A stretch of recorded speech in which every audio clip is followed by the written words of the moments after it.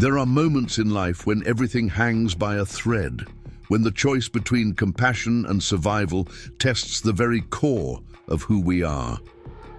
Today's story will take you to the bitter cold of an 1879 winter, where one woman's decision to give away her last source of warmth changed not just a stranger's fate, but her own destiny. As the saying goes, sometimes when you have nothing left to give is exactly when you discover what you're truly made of. Before we jump back in, tell us where you're tuning in from. And if this story touches you, make sure you're subscribed, because tomorrow I've saved something extra special for you. The silence was what Rebecca Miller had come to fear most. Not the howling blizzards that rattled her cabin's timbers, not the crack of branches breaking under the weight of snow, but the absolute stillness that followed, when the world seemed to hold its breath and even the mountains themselves appeared frozen in time. 5 years of solitude in the shadow of the Blue Ridge had taught her that silence was never truly empty. It was filled with memories and ghosts that no amount of humming or talking to herself could drown out. 32 winters had etched fine lines around Rebecca's eyes, though few were left to notice them. Her auburn hair, once the pride of Pinewood Valley, now hung in a simple braid down her back, untrimmed for longer than she cared to remember. What use was vanity when the only witnesses were the rough-hewn walls of a cabin built by hands now long gone? Thomas had promised her a life of adventure when they'd fled her father's disapproval and headed for the mountains. "We'll build something that's ours alone," he'd whispered, as they rode away from everything familiar. For a while they had. The cabin, 40 acres of stubborn soil, a small garden, 2 goats. It wasn't much, but it had been theirs. Until the river took him. Rebecca stoked the dying embers of her fire with the last proper log she owned. February had stretched her supplies beyond breaking. The fence posts were gone now, sacrificed to the hearth, along with the broken rocking chair and the shelves that had once held her mother's dishes. She had counted and recounted her provisions that morning: 3 wrinkled potatoes, a jar of preserved beans that wouldn't fill a child's cupped hands, and the wild hope that one of her rabbit traps might yield something before the week's end. Willow Creek, the nearest settlement, might as well have been in another country for all the good it did her now. The snow-choked mountain paths hadn't seen travelers in nearly 2 months. "Just hold out until March," she murmured to herself, her breath visible even inside the cabin. "The thaw always comes by March." It was a lie she'd been telling herself since the first snowfall in October, each repetition less convincing than the last. Even the almanac Thomas had treasured, with its weather predictions and planting advice, had warned of an unusually harsh winter. He would have been better prepared than she was. He would have chopped extra wood, smoked more meat, perhaps even made the journey to Willow Creek before the worst hit.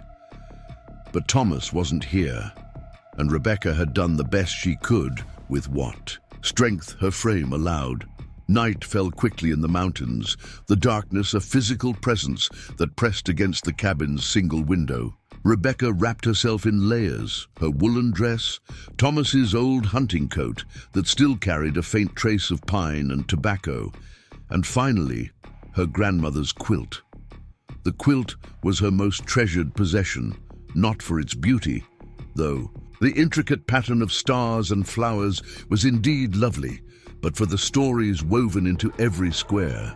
Her mother's wedding dress formed the center star, surrounded by pieces of her father's Sunday shirt, her brother's baby blanket, and countless other fragments of a life that now existed only in Rebecca's memory. Her grandmother had started the tradition. Her mother had continued it, and in the early days of her marriage, Rebecca had added her own squares: a piece of Thomas's shirt from their wedding day, a scrap of the curtains from their first home, the small handkerchief she'd embroidered while waiting for him to return from logging expeditions. She hadn't added any squares since the river. Rebecca settled onto her narrow bed, pulling the quilt up to her chin as the temperature inside the cabin plummeted. The fire wouldn't last through the night. It barely qualified as a fire at all, more a suggestion of warmth than actual heat. Tomorrow she would need to break up the small table by the window. It wouldn't provide much, but it might keep her fingers from turning the alarming shade of blue she'd noticed that morning. She closed her eyes and tried to remember what it felt like to be truly warm, to sit in summer sunshine, or to stand near a proper fire. The memories seemed to belong to another woman entirely, someone younger and more hopeful than the hollow-cheeked survivor she had become. Sleep came in fragments, shattered by cold that burrowed deep into her bones. In her dreams, she walked through her father's house in Richmond, with its polished floors and large fireplaces always well supplied with wood. She sat at tables laden with food, bread still steaming from the oven, roasts dripping with juice. She felt the press of her mother's arms around her, heard her father's booming laugh, smelled the lavender sachets her sister tucked between linens. She reached for these comforts like a drowning woman grasping at driftwood, only to have them dissolve as consciousness pulled her back to the frigid reality of her mountain exile. A particularly violent shiver woke her sometime in the darkest part of night. The cabin had grown so cold that frost had formed on the inside of the window, delicate patterns like silver ferns spreading across the glass. Rebecca pulled the quilt tighter, burying her face in its familiar scent. Her grandmother had always said that a proper quilt could save a life in winter, that the layers trapped not just warmth, but the love of those who had contributed to its making. Rebecca had smiled at such fanciful notions as a child, but now she clung to that thought with desperate intensity. If love could truly generate warmth, then perhaps this quilt, with all its memories, might be enough to see her through until morning. The sound came without warning, so incongruous that at first Rebecca thought she must still be dreaming. A knocking, faint but unmistakable, against her cabin door. She lay perfectly still, certain her mind was playing tricks. No one traveled these mountains in February. No one would be out in this killing cold. The knocking came again, weaker this time, but real. Rebecca sat up, her heart hammering against her ribs.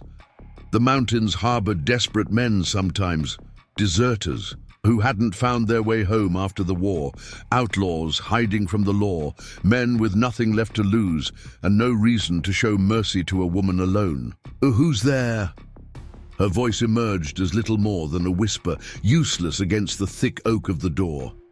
No answer came, only another feeble knock, so soft it might have been the wind shifting branches against the cabin. Rebecca slid from beneath her quilt, the cold air assaulting her immediately. If this was death coming for her, at least it had announced itself instead of stealing upon her in sleep. She reached for the rifle Thomas had insisted she learn to use, checking that it was loaded before moving cautiously toward the door. Her fingers, numb with cold, fumbled with the heavy wooden bar that served as a lock. It took all her strength to lift it away.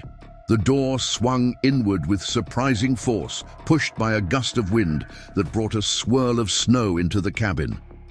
At first, Rebecca saw nothing but white, a blinding curtain of flakes illuminated by the faint glow of dying embers. Then the snow parted, and a figure collapsed across her threshold, a woman, her clothes crusted with ice, clutching something tightly against her chest.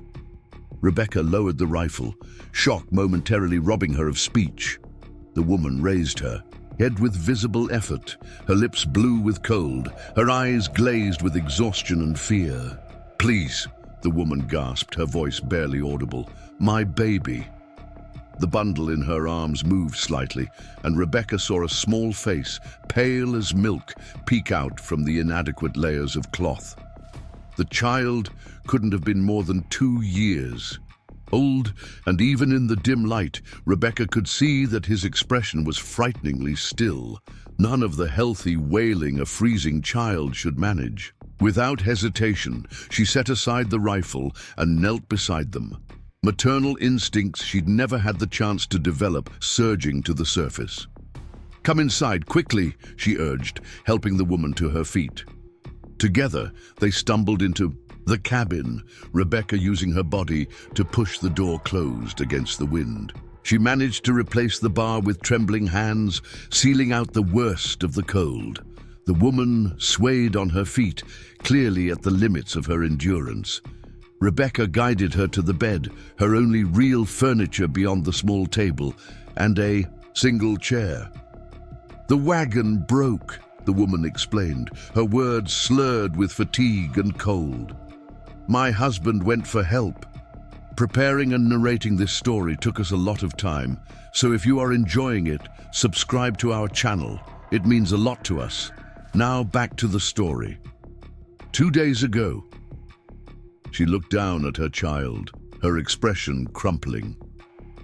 "Samuel hasn't cried since yesterday morning." Rebecca nodded, moving quickly to the fireplace. She broke up the remaining kindling into smaller pieces, arranging them carefully. Over the embers, a small flame sputtered to life, pathetic but better than nothing. She turned back to her unexpected guests, noticing for the first time how woefully unprepared the woman was for mountain travel. Her dress, though once fine, was made for city life, not wilderness survival. Her boots were falling apart, and the shawl wrapped around her shoulders was decorative rather than practical. The child wore what looked like every piece of clothing his mother could spare, but none of it was designed for the brutal mountain winter. "What's your name?" Rebecca asked, moving to check the child's fingers and toes for signs of frostbite. "Mary," the woman replied, her teeth chattering violently. "Mary Thompson. My boy is Samuel." Her eyes darted around the sparse cabin, taking in the nearly empty shelves, the dying fire, the obvious signs of Rebecca's own desperate circumstances. "I'm sorry to impose. We tried to make it to town, but the trail disappeared under the snow, and then the wagon axle broke, and Peter said he would find help." She broke off, a sob catching in her throat. Rebecca recognized the fear in Mary's eyes, not just fear of the cold or hunger, but the deeper terror of a mother watching her child slip away, powerless to prevent it. Without another word, Rebecca unwrapped her grandmother's quilt from around her shoulders. The cabin's air bit into her immediately, but she ignored it, carefully tucking the colorful fabric around Mary and Samuel. It was the warmest thing she owned, her most precious possession, but there was no choice to make. Not really. "This will warm you both," she said simply. "I need to check if Samuel has frostbite." Mary clutched the quilt with raw, reddened hands. "You'll freeze," she protested weakly. Rebecca shook her head. "I have Thomas's coat. That's enough." Another lie, but a necessary one. She gently examined Samuel's tiny fingers and toes, relieved to find them cold, but still pink. His cheeks showed patches of white, the beginning of frostbite, but nothing that couldn't heal with proper care. "He's going to be all right," she told Mary, offering what she hoped was a reassuring smile. "Children are stronger than we give them credit for." Mary's face crumpled with relief. "Thank God," she whispered. I was afraid." "Rest now," Rebecca interrupted gently. "You're safe here." She moved away, hiding the violent shiver that ran through her body. Without the quilt, the cold seemed to cut straight to her bones, but she couldn't bear to see the fear in Mary's eyes or the stillness of Samuel's small body. She had survived 5 winters alone. She could endure 1 night of deeper cold. Rebecca added the last of the kindling to the fire, then looked around the cabin with new eyes. What else could burn? Her gaze fell on Thomas's Bible, sitting on the small shelf by the bed. It was one of the few books she owned, leather-bound and well-thumbed. Thomas had read from it every night, his deep voice bringing the ancient words to life. Since his death, Rebecca had opened it only rarely, finding more pain than comfort in its pages. Now, she reached for it with steady hands. knowing what needed to be done. Carefully, she removed the family records from the front, the pages where Thomas had recorded their wedding date, where her own birth was noted in her father's elegant script, where generations of Millers and Watsons had marked their arrivals and departures from this world. These pages she set aside. The rest she began to feed into the fire, page by page, watching as the flames grew stronger with each sacrifice. The paper caught quickly, thin and dry, sending a modest wave of heat into the cabin. It wasn't enough, not nearly enough, but it was something. As Mary and Samuel drifted into exhausted sleep beneath her grandmother's quilt, Rebecca settled into the hard wooden chair by the fire, wrapped in Thomas's coat. The cold was a living thing now, stalking through the cabin, seeping into every corner. She rubbed her hands together, blowing on her fingers, but the numbness had spread past her wrists. She fed another page to the flames, watching as Psalms curled and blackened. Thomas would have understood, she thought. He had always been practical above all else. The night stretched endlessly, marked by the steady consumption of the Bible and Rebecca's increasingly desperate attempts to keep warm. She moved constantly, pacing the small cabin, swinging her arms, anything to keep blood flowing to her extremities. Twice she checked on Mary and Samuel, relieved to see color returning to the child's cheeks, to hear his breathing growing stronger. By dawn, the Bible was reduced to ashes, and Rebecca was trembling uncontrollably, her lips the same alarming blue that Mary's had been the night before. Morning brought watery sunlight, but little warmth. The storm had passed, leaving behind a world transformed, trees bent under the weight of snow, drifts nearly reaching the cabin's window, a silence so profound it seemed to absorb all sound. Rebecca managed to melt snow for drinking water, heating it over the last embers of the fire. She found half a potato that she'd overlooked in her counting and divided it into 3 portions, the largest for Samuel. Mary woke as Rebecca placed the food on the small table. She sat up carefully, keeping the quilt wrapped tightly around Samuel, who still slept. "You burned your Bible," she said softly, her eyes taking in the ash-filled fireplace, the charred leather cover that Rebecca hadn't yet consigned to the flames. Rebecca shrugged. "The words are in my heart," she lied. In truth, she'd forgotten most of what Thomas had read to her, remembering only the cadence of his voice, not the content of his readings. The paper was just paper. Mary's gaze traveled to the wall above the bed, where a faded outline marked the spot where the quilt had hung when not in use. "And this," she said, touching the colorful fabric wrapped around her son. "This is special to you." "My grandmother made it," Rebecca admitted. "Each piece has a story." "I can't take this from you," Mary protested, beginning to unwrap it. Rebecca stepped forward, placing a hand on Mary's to stop her. "You're not taking it," she said firmly. "I'm giving it. For Samuel." The day passed with painful slowness. Mary told her story in pieces, how she and Peter had left Philadelphia with dreams of claiming land in the West, how they'd started too late in the season, how the mountain passes had closed behind them before they realized the danger. Rebecca shared some of her own history, her flight from Richmond with Thomas, the early years of building the cabin, the accident at the river that had left her alone. She didn't mention her father's wealth or the life she'd abandoned. Those memories belonged to another Rebecca, one who had died along with Thomas. As the light began to fade, Rebecca divided the last of the beans between Mary and Samuel, claiming she'd already eaten her portion. Mary didn't believe her. Rebecca could see it in her eyes, but she was too worried about her son to argue.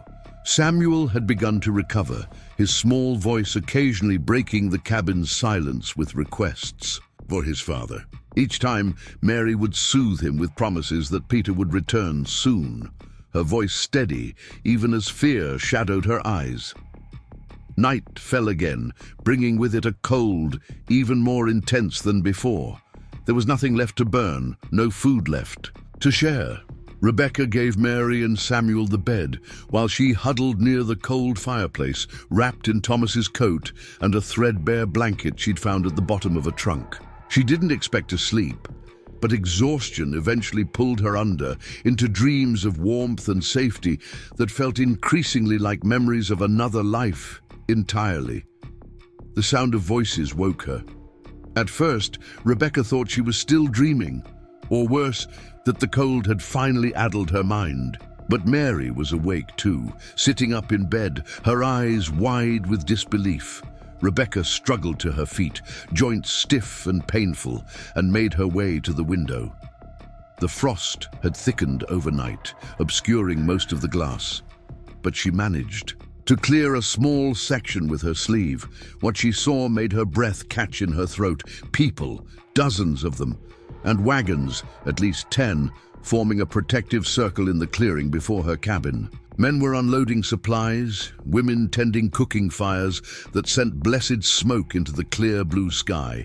Children ran between the wagons, their laughter carrying on the crisp air. It was impossible. It was salvation. "It's a wagon train," Rebecca whispered, her voice hoarse from cold and disuse. Mary rushed to join her at the window, clutching Samuel to her chest. "Peter," she breathed, her eyes scanning the figures moving about the clearing. "He found them. He found help." A sharp knock at the door startled them both. Rebecca moved to answer it, her legs unsteady beneath her. She lifted the bar with trembling hands and pulled the door open to reveal a man in his 30s, bearded and weather-worn, his eyes frantic until they landed on Mary and Samuel. His face transformed, relief washing away the fear that had clearly driven him for days. "Mary," he gasped. "Samuel." He pushed past Rebecca as if she weren't there, gathering his family into his arms with a sob that seemed torn from his very soul. Rebecca stood awkwardly by the door, watching their reunion with a complex mixture of emotions. Joy for Mary and her child, certainly. Relief that help had arrived, undoubtedly. But beneath these, a current of something darker. Envy, perhaps, for the love she had lost, or bitterness that her own prayers for rescue had gone unanswered for so long. She pushed these feelings aside, uncomfortable with their selfishness. More people appeared at the door, a broad-shouldered man who introduced himself as William Clark, the wagon master, a woman named Sarah with kind eyes and a basket of freshly baked bread, 2 young men carrying armloads of split wood. They entered the cabin with the casual confidence of those accustomed to making themselves at home wherever they found themselves, immediately assessing what was needed most. William Clark moved through Rebecca's cabin with the quiet efficiency of a man accustomed to assessing situations quickly. His weathered face revealed nothing as he took in the barren cupboards, the ash-filled fireplace, the lack of proper bedding, beyond the quilt now wrapped around Mary and her child. Yet something in his eyes, a certain softness that belied his rugged appearance, told Rebecca he understood exactly what had transpired in this small mountain shelter. "Peter told us he'd left his wife and child behind when their wagon broke," Clark said, his voice surprisingly gentle for such a large man. "We've been searching since dawn, following what tracks the snow didn't erase. Another day and—" He stopped himself, glancing at the reunited family. "Well, we found them now, and that's what matters." The cabin transformed as more travelers entered, bringing with them the scents of wood smoke, coffee, and freshly baked bread.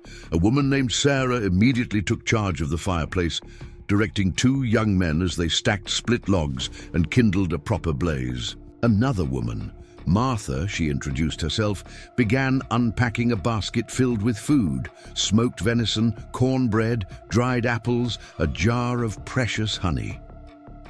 "You must eat something," Martha insisted, pressing a mug of hot broth into Rebecca's hands. "You look half frozen." Rebecca accepted the mug, the warmth against her palms almost painful after so many hours of cold. She sipped cautiously, the rich flavor of beef and herbs exploding across her tongue. How long had it been since she tasted real broth? Weeks, at least. The simple pleasure of it made her eyes sting with unexpected tears. Oh, Peter Thompson finally released his wife and child long enough to turn to Rebecca, his expression haunted by what might have been. "Mary told me what you did," he said, voice thick with emotion. "You saved them. You gave them your quilt, your fire, your food." Rebecca shook her head, embarrassed by his intensity. Anyone would have done the same. "No," Peter said firmly. "Not anyone. Not in these mountains, not in this winter." He glanced back at Mary, who was now accepting a warm blanket from one of the wagon women. "I tried 3 homesteads before I found the wagon train, 3 doors that stayed closed, despite my pleas." A shadow crossed Clark's face at this. "The mountains change people," he said quietly. "Isolation hardens some hearts beyond recognition." His gaze rested on Rebecca with something like admiration, but clearly not all. The cabin, so long silent save for Rebecca's solitary movements, now hummed with activity and conversation. Children peered curiously through the doorway, their cheeks rosy with cold and excitement at the unexpected adventure. A gray-haired man, who introduced himself as Doc Wilson, gently examined Samuel, nodding with satisfaction at the child's improved color. "No lasting damage," he pronounced, patting Mary's hand reassuringly. "Children bounce back quicker than you'd think. Another day out there, though." He left the sentence unfinished, but his meaning was clear to everyone. Rebecca stood near the window, overwhelmed by the sudden influx of humanity into her small world. The broth warmed her from within, but something else was happening too, a different kind of thawing.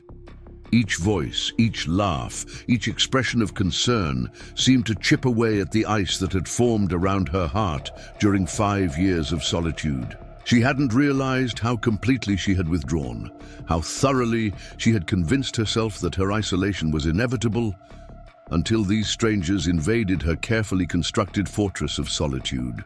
Clark approached her again, his massive frame blocking the newly kindled fire. "Miss Miller," he began, then corrected himself. "Mrs. Miller, Peter tells me you've been alone here since your husband passed." Rebecca nodded, reluctant to share more of her story with this stranger, no matter how kind his eyes might be. "Our wagon train is headed for the Ohio Valley," he continued. "Fertile land, good water, a proper community forming. We left Pennsylvania in October, but the early snows slowed us more than expected. We've been wintering in a sheltered valley about 10 miles east of here."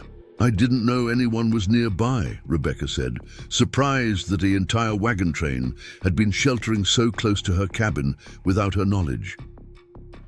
"The mountains keep their secrets," Clark replied with a slight smile. "Come spring, we'll continue. West, there's room in our company if you'd care to join us." The offer was so unexpected that Rebecca couldn't immediately form a response. Leave Pinewood Valley? Abandon the cabin Thomas had built, the land they had claimed together, the small grave marker on the ridge where she had buried what few possessions of his the search party had recovered. The very idea seemed a betrayal of his memory, of the life they had chosen. "I need to stay," she said finally. "This is my home." Clark nodded, unsurprised. "I understand. But the offer stands. Should you reconsider?" He glanced around the cabin. "In the meantime, we'll make sure you're properly supplied before we move on. No one should face these mountains alone without adequate provisions." Before Rebecca could protest this charity, Mary approached. Samuel now sleeping peacefully in her arms, his cheeks pink with healthy color. The quilt was still wrapped around them both, a vibrant contrast to the cabin's weathered walls. "I want to return this to you," Mary said, beginning to unwrap the quilt. "It's clearly precious to you." Rebecca looked at the familiar pattern, the center star made from her mother's wedding dress, the surrounding squares, each holding a memory of loved ones long gone or far away. For 5 years, it had been her most tangible connection to the family she had left behind, to the life she had known before the mountains claimed her heart and then her husband. "Keep it," she said, surprising herself. "Until you reach your destination, at least. The trail will be cold for many weeks yet." Mary's eyes widened. "I couldn't possibly—" "Please," Rebecca interrupted. "It would ease my mind to know Samuel stays warm." She hesitated, then added, "My grandmother always said a quilt is meant to travel, to collect new stories. Perhaps yours can be part of its journey now." Mary's eyes filled with tears. She reached out and clasped Rebecca's hand, the quilt draped over her arm, forming a bridge between them. "Then I accept, but only as a loan. When we reach Ohio, I'll find a way to return it to you." Rebecca nodded, though she suspected their paths would never cross again once the wagon train departed. The mountains had taught her the futility of such promises, the way distance and circumstance conspired to sever connections despite the best intentions. The day passed in a blur of activity. Clark had arranged for the wagon train to make camp in the clearing near Rebecca's cabin, and soon a small village of canvas and wood had sprung up around her. Cooking fires dotted the snow, their smoke rising straight in the still, cold air. The sound of axes echoed through the trees as men cut additional firewood. Children built snow forts and pelted each other with snowballs, their laughter strange and wonderful after so many silent winters. Rebecca found herself drawn into the rhythms of the community almost against her will. Martha enlisted her help with the communal cooking, and Rebecca was surprised to discover how much she remembered from her mother's kitchens. Her hands recalled the proper way to knead dough, how to season a stew, the precise moment when cornbread was perfectly baked. These domestic skills, so long dormant, awakened like seeds feeling the first warmth of spring. As dusk approached, Clark called the travelers together around the largest fire. Rebecca hung back, still uncomfortable with so much human contact. After years of solitude, but Sarah gently guided her forward until she stood within the circle of light and warmth. "We give thanks for safe shelter," Clark began, his deep voice carrying easily across the gathering, "for the reunion of the Thompson family." He nodded toward Peter, Mary, and Samuel, who stood close together, the quilt now serving as a shared shawl, and for the kindness of a stranger who took them in when others turned away. All eyes turned to Rebecca, who felt her face flush with embarrassment. "I did nothing special," she insisted. An elderly woman named Ruth snorted at this. "Child, you gave away your last comfort to people you'd never met. In my book, that's about as special as it gets." Murmurs of agreement rippled through the group. Rebecca looked down, unused to such attention, such approval. For years, her only measure of success had been survival. One more day, one more winter, one more season alone in the mountains. The idea that her actions might be worthy of admiration, that they might even be exceptional, had never occurred to her. The communal dinner that followed was unlike anything Rebecca had experienced since leaving her father's house in Richmond.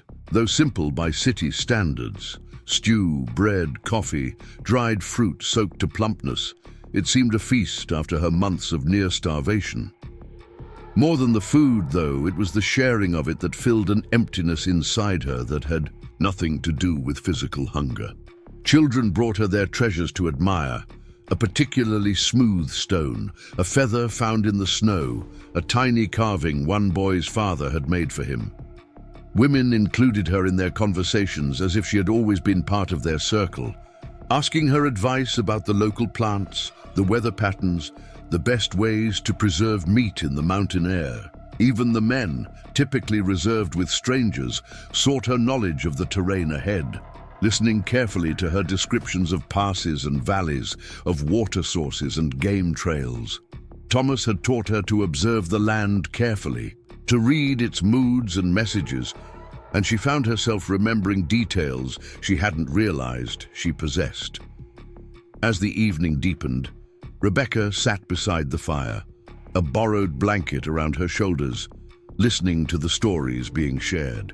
These travelers had come from different places: Pennsylvania, New York, Maryland, even as far as Ireland and Germany, but they had formed a community bound by shared purpose and mutual dependence. They spoke of the land that awaited them in Ohio, of the houses they would build, the crops they would plant, the future they would create together. Rebecca was startled by a small hand slipping into hers. Samuel, now fully recovered, looked up at her with solemn eyes. "Thank you for the blanket," he said in the careful way of young children practicing new phrases. "Mama says it kept the cold monsters away."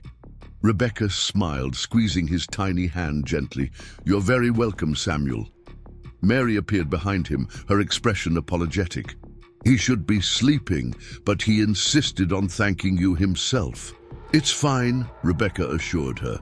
"It's nice to hear a child's voice again." The words emerged before she could consider them, revealing more of her loneliness than she had intended. Mary sat beside her, Samuel climbing into her lap.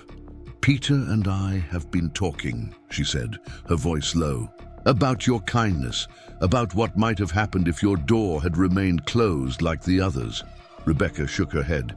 "I would never have—" "I know," Mary interrupted. "That's exactly my point. In a world where doors stay closed, you opened yours without hesitation." She hesitated, then continued. "William Clark told us about his offer, that you declined." "This is my home," Rebecca said simply, the same answer she had given Clark. Mary studied her face in the firelight. "Is it? Or is it just the place where you've been waiting all these years?" The question struck Rebecca with unexpected force. Waiting? Had she been waiting all this time? For what? For Thomas to somehow return? For her father to forgive her impulsive marriage? For the life she had envisioned to materialize despite all evidence that it never would? "I don't know what you mean," she said finally, her voice unsteady. "When Peter left to find help," Mary explained, "I waited in that broken wagon for as long as I could. But when Samuel started showing signs of the cold sickness, I knew waiting would kill us both. Sometimes the hardest choice is to stop waiting and start moving forward." Rebecca stared into the flames, unable to meet Mary's gaze. "Thomas built this cabin," she said softly. "It's all I have left of him." "Is that what he would want?" Mary asked gently. "For you to guard his cabin like a tomb while life passes you by?" Before Rebecca could formulate a response to this painfully direct question, a commotion near the edge of the camp interrupted their conversation. Voices were raised in alarm, and several men hurried toward the source of the disturbance, Clark among them. Rebecca and Mary exchanged concerned glances, then rose to follow, Samuel now sleeping against his mother's shoulder despite the noise. At the perimeter of the camp, 2 wagon-trained scouts were supporting a third man between them, a stranger, not part of their company.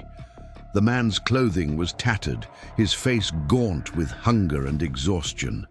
Blood stained the snow where he had collapsed. "Found him about a mile south," one of the scouts explained to Clark. "Looks like he tangled with something mean. Bear, maybe, or mountain lion." Doc Wilson pushed through the gathering crowd, directing the scouts to bring the injured man closer to the fire. "Let me see him," he commanded, professional authority, replacing his usual gentle manner. The stranger groaned as they lowered him to a blanket spread near the flames. His right leg was badly torn. The crude bandage he had applied soaked through with blood, both fresh and dried. His face, beneath several days' growth of beard, was hollow-cheeked and feverish. "What's your name, son?" Doc Wilson asked as he carefully cut away the ruined trouser leg. The man's eyes flickered open, glazed with pain. James," he managed. "James Harper." Rebecca felt her heart stutter at the name. James, like Thomas's middle name, the name they would have given a son had they been blessed with children. It was nothing, a coincidence, yet it held her attention as Doc Wilson continued his examination. "You've lost a lot of blood, Mr. Harper," the doctor said grimly, "and there's infection setting in. How long have you been traveling wounded?" Harper's laugh was more a cough. 3 days, 4, lost track after the first night. His eyes roamed over the faces surrounding him, lingering on Rebecca for a moment before moving on. "Thought I was seeing things when I spotted your fires. Been a long time since I saw so many people in these mountains." Clark knelt beside him. "What brings you to these parts alone, Mr. Harper?" Harper winced as Doc Wilson began cleaning his wound with whiskey. "Prospecting," he admitted. "Heard rumors of silver in these hills. Fool's errand, turns out." Rebecca wasn't surprised. Every few years, rumors of mineral wealth brought hopeful men to the mountains, most leaving poorer than they arrived. Thomas had always scoffed at such dreams, placing his faith in timber and land rather than elusive riches beneath the ground. "Well, you're lucky our scouts found you," Clark said. "Another night out there with that leg, and we'd be digging a grave come morning." Harper nodded weakly. "Don't I know it? The Lord works in mysterious ways, I suppose." Doc Wilson straightened, wiping his hands on a cloth. "I've done what I can, but that leg needs proper tending. Regular cleaning, fresh bandages, strong broth to replace the blood you've lost." He glanced at Clark. "He can't travel, not for at least a week, maybe longer." Clark's expression grew troubled. "We plan to move on as soon as the weather allows, Doc. 3 days at most, if the past reports are accurate. Then someone will need to stay behind with him," Doc Wilson said firmly. "I won't leave a man to die." A heavy silence fell over the group. Rebecca looked from face to face, seeing the same calculations in each expression. No one wanted to abandon the injured man, but separating from the wagon train meant increased danger, delayed arrival at their destination, potential hardship for families already stretched thin by the difficult journey. "I'll stay," Rebecca heard herself say. All eyes turned to her in surprise, none more shocked than her own. The words had emerged unbidden, yet as soon as she spoke them, she knew they were right. "I have the cabin. I know these mountains. Once he's well enough to travel, I can guide him to Willow Creek when the path's clear." Harper tried to push himself up on his elbows. "Ma'am, I can't impose." "You're not imposing," Rebecca interrupted. "I'm offering." She turned to Clark. "You said you'd leave provisions, leave enough for 2, and we'll manage until spring." Clark studied her thoughtfully. "You're certain about this, Mrs. Miller? Taking responsibility for a stranger is no small thing." Rebecca glanced at Mary, who watched her with knowing eyes. "Perhaps it's time I stopped waiting and started moving forward," she said quietly. "This seems as good a place to begin as any." That night, as the camp settled into sleep, Rebecca sat alone on her cabin's porch, watching the stars emerge above. The mountains, the cold was still fierce, but with a proper fire blazing inside and a warm coat provided by the wagon company, it no longer seemed the enemy it had been just days ago. James Harper had been installed in her bed, his injured leg carefully elevated, his fever reduced somewhat by Doc Wilson's medicines. He had drifted in and out of consciousness for the past few hours, occasionally murmuring thanks or apologies that Rebecca acknowledged with quiet reassurance. It was strange having a man in her cabin again, hearing masculine breathing, catching the scent of someone other than herself in the small space. Outside, the wagon camp had grown quiet, with only the sentries moving about, checking the horses and keeping the communal fires burning. Tomorrow would bring more activity. The travelers would prepare for departure, gathering their belongings, charting their course, saying their goodbyes. Rebecca would receive her promised supplies, along with instructions for Harper's care and a rough map to help her find their settlement in Ohio should she decide to follow when Harper was well enough to travel. The thought of leaving Pinewood Valley no longer seemed like the betrayal it had just that morning. Mary's question had taken root in her mind. Had she been merely waiting all these years? Waiting for a sign, for permission, for the courage to admit that her life with Thomas had ended that day by the river and some new chapter needed to begin. She hadn't realized how completely she had surrendered to solitude, how thoroughly she had convinced herself that loneliness was her natural state. One day of human connection, of shared meals and conversations, of children's laughter and women's confidences, had awakened something she had thought long dead. The soft crunch of snow announced someone's approach. Rebecca turned to see William, Clark making his way toward the cabin, his breath clouding in the cold air. "Mind if I join you?" he asked, gesturing to the empty space beside her on the porch step. Rebecca nodded, drawing her borrowed coat more tightly around herself. Clark settled beside her, his large frame radiating warmth in the chilly night. "How's our patient?" he inquired. "Sleeping now," Rebecca replied. "The fever seems less severe than earlier." Clark nodded, satisfied. "Doc Wilson knows his business. If he says Harper will recover with proper care, then that's what will happen." He fell silent for a moment, then added, "You've taken on quite a responsibility, Mrs. Miller." Rebecca shrugged. "It seems a fair exchange. Your company has given me more in one day than I've had in years. Food, firewood, proper clothing." She hesitated, then added more softly, "Conversation, human contact. I'd forgotten how essential those things are." "Humans aren't meant to live in isolation," Clark agreed. "Even the most self-sufficient among us needs community to truly thrive." He gazed up at the star-filled sky. "I've led 3 wagon trains west, Mrs. Miller, seen all kinds of people faced with all manner of hardships. The ones who survive, who truly make a life in new territories, are those who understand that independence and interdependence must exist in balance." Rebecca considered this.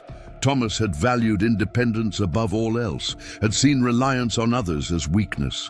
It was why they had come to these mountains, far from her family's influence, far from the obligations and expectations of society. She had adopted his views without question, even after his death, wearing her solitude like a badge of honor.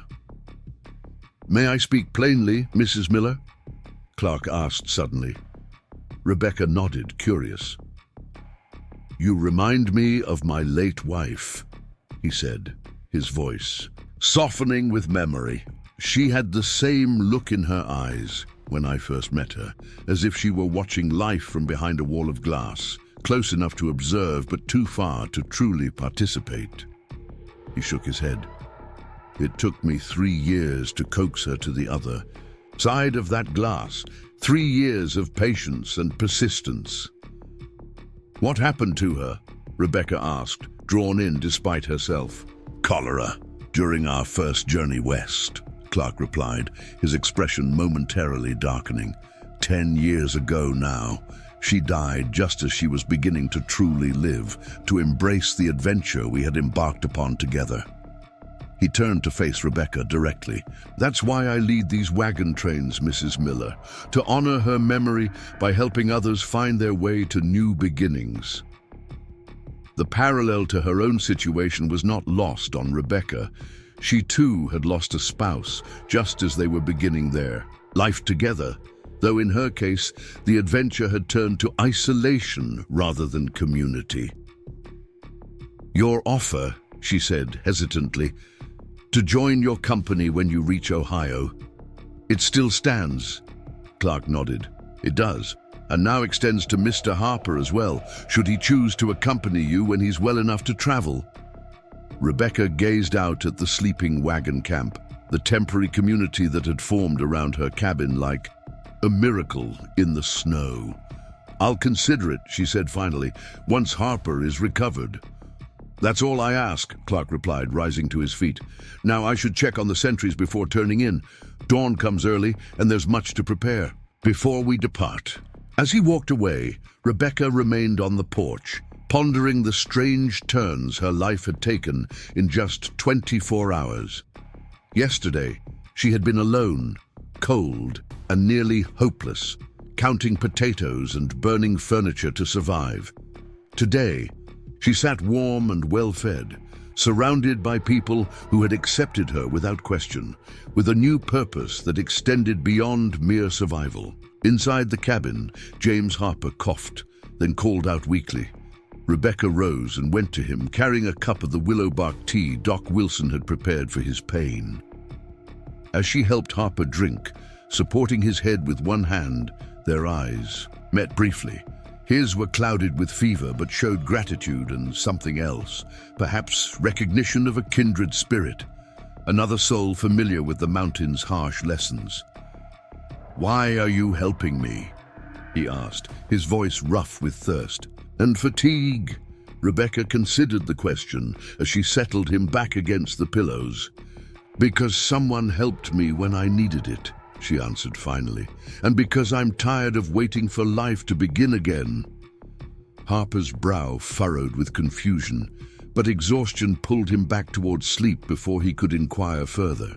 Rebecca adjusted the blankets around him, checking that his injured leg remained properly elevated, then moved to the rocking chair that one of the wagon train men had repaired for her that afternoon. It had been Thomas's chair originally, built during their first winter in the cabin when the snow had kept him from the logging camp for nearly a month.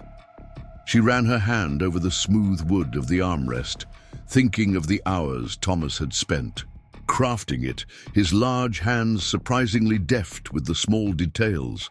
Had he ever imagined her sitting in this chair beside a stranger's sickbed, contemplating leaving the home he had built? Would he have understood her decision, her need for human connection after years of isolation? Rebecca wanted to believe he would. The Thomas she had fallen in love with in Richmond had been adventurous, open to new experiences, eager to embrace whatever life might bring. It was only later, after their hasty marriage and flight to the mountains, that he had become more rigid, more determined to prove they could survive without help, without community. Perhaps he had been trying to justify their choice, to convince himself that the bridges they had burned behind them were worth the isolation ahead. Outside, the night deepened, stars wheeling slowly above the mountains that had been her entire world for so long. Tomorrow, the wagon train would depart, and she would be alone again, though not completely, not with Harper dependent on her care. And there was a difference now, a fundamental shift in her understanding of her place in the world. She was no longer merely waiting for time to pass, for seasons to change, for memories to fade. She was moving forward, one small decision at a time, toward whatever future awaited beyond the boundaries she had accepted for so long. Rebecca closed her eyes, allowing herself to imagine just for a moment what life might be like in the Ohio Valley. A proper community, with neighbors and markets, perhaps even a school someday. Land that didn't fight against every seed planted, that rewarded labor with abundance rather than mere subsistence. Children growing up together, forming bonds that would carry them into adulthood. It was a vision so far removed from her current reality that it should have frightened her. Instead, it beckoned like a lantern in the distance, offering not certainty but possibility. Harper shifted in his sleep, murmuring words she couldn't quite catch. Rebecca opened her eyes and leaned forward, checking his forehead for signs of increased fever. His skin was warm, but not alarmingly so, his breathing steady. Doc Wilson had said the next 2 days would be critical. If infection took hold more deeply, Harper might lose the leg, or worse. But if the wound began to heal cleanly, recovery would follow, albeit slowly. Rebecca settled back in the rocking chair, pulling a blanket around her shoulders. Tomorrow would bring farewells and new responsibilities. For tonight, she would rest, gathering strength for whatever lay ahead. As she drifted towards sleep, her thoughts returned to Mary's words. Sometimes the hardest choice is to stop waiting and start moving forward. After 5 years of standing still, Rebecca Miller was finally ready to take her first step into an uncertain but hopeful future. Dawn broke with unusual clarity over Pinewood Valley, painting the snow-covered landscape in shades of pink and gold. Rebecca woke to the sounds of the wagon train stirring, voices calling instructions, horses nickering, children laughing as they helped with morning chores. For a moment, disoriented by the unfamiliar noises, she thought she was dreaming. Then reality settled around her, the wagon train preparing to depart, James Harper sleeping fitfully in her bed, the decision she had made to remain behind and care for this stranger. She rose from the rocking chair, wincing as her stiff muscles protested. Harper's fever had spiked twice during the night, requiring cold compresses and more of Doc Wilson's willow bark tea. His color seemed better this morning, though, his breathing less labored. Rebecca checked his bandaged leg carefully, relieved to find no additional bleeding or signs of worsening infection. Outside, the camp was in full motion. Men hitched horses to wagons, while women packed cooking utensils and bedding. Children darted between adults, carrying smaller items or simply burning off excitement at the prospect of continuing their journey. Rebecca stood on her porch, watching this choreography of communal purpose with a mixture of admiration and wistfulness. Sarah spotted her and waved, then approached with a steaming cup of coffee. "Thought you might need this," she said, handing Rebecca the precious brew. "Whittiam says we'll be moving out by midday. How's your patient?" "Been resting more comfortably," Rebecca replied, inhaling the rich aroma of the coffee gratefully. "Thank you for this." Sarah nodded, her kind eyes taking in Rebecca's exhausted appearance. "You look done in. Why don't you rest while we finish?" "Packing? Martha and I have prepared provisions for you, enough to last until spring thaw, God willing." Rebecca started to protest this generosity, but Sarah waved her objections away. "It's what we do," she explained simply. "Take care of each other. You're part of that now, whether you're coming with us or staying behind." The matter-of-fact inclusion stunned Rebecca into silence. Part of something. When was the last time she had felt that way? Not since Thomas died, certainly. Perhaps not even when he was alive, their isolation having separated them from any larger community. William Clark approached, his expression serious, but not unkind. "Mrs. Miller, if we could speak about arrangements before we depart." Rebecca nodded, following him to a wagon where Martha was organizing supplies. The abundance laid out made Rebecca's eyes widen. Sacks of flour and cornmeal, salt pork, dried beans, coffee, sugar, even a precious jar of molasses. Alongside these necessities were practical items: candles, matches, soap, bandages, and a variety of medicines, carefully labeled in Doc Wilson's precise handwriting. "This should see you through until the pass is clear," Clark explained. "We've added extra ammunition for your husband's rifle, though I gather you're not much for hunting." "I can shoot if necessary," Rebecca said, reluctant to admit she had. "Sold most of Thomas's ammunition years ago to buy salt and flour, but I usually rely on traps for small game." Clark nodded approvingly. "Wise choice. Quieter, less chance of drawing unwanted attention." He hesitated, then added, "Speaking of which, Mrs. Miller, I feel obliged to mention some concerns about your situation." Rebecca tensed, expecting him to question her decision to remain behind with Harper. Instead, Clark continued, "These mountains harbor more than bears and winter storms. There are men who prefer wilderness because it places them beyond the reach of law. Men who might view a woman alone as easy prey." "I've managed 5 years without trouble," Rebecca pointed out, though she understood his concern. Thomas had warned her of similar dangers, his insistence on teaching her to use the rifle, stemming partly from such fears. 5 years is a remarkable testament to your resourcefulness, Clark acknowledged. But circumstances change, word spreads. Our company's presence here, however brief, might draw attention you'd rather avoid. Martha interjected, pulling a package wrapped in oilcloth from beneath the wagon seat.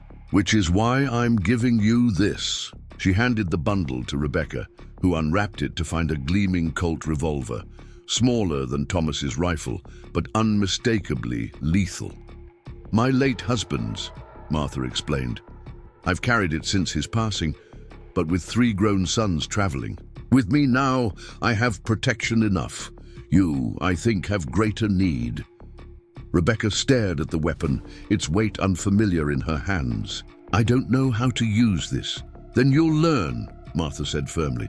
James Harper may be your patient now, but when he's well enough, he can teach you. Every woman should know how to defend herself, especially in these territories. Rebecca wanted to refuse. The gift was too valuable, the implication of potential danger too unsettling. But the resolution in Martha's eyes stopped her. This was not charity, but pragmatism. One survivor recognizing another's vulnerability.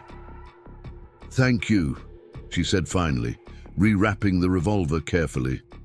I'll make good use of it if necessary. Clark seemed satisfied with this exchange.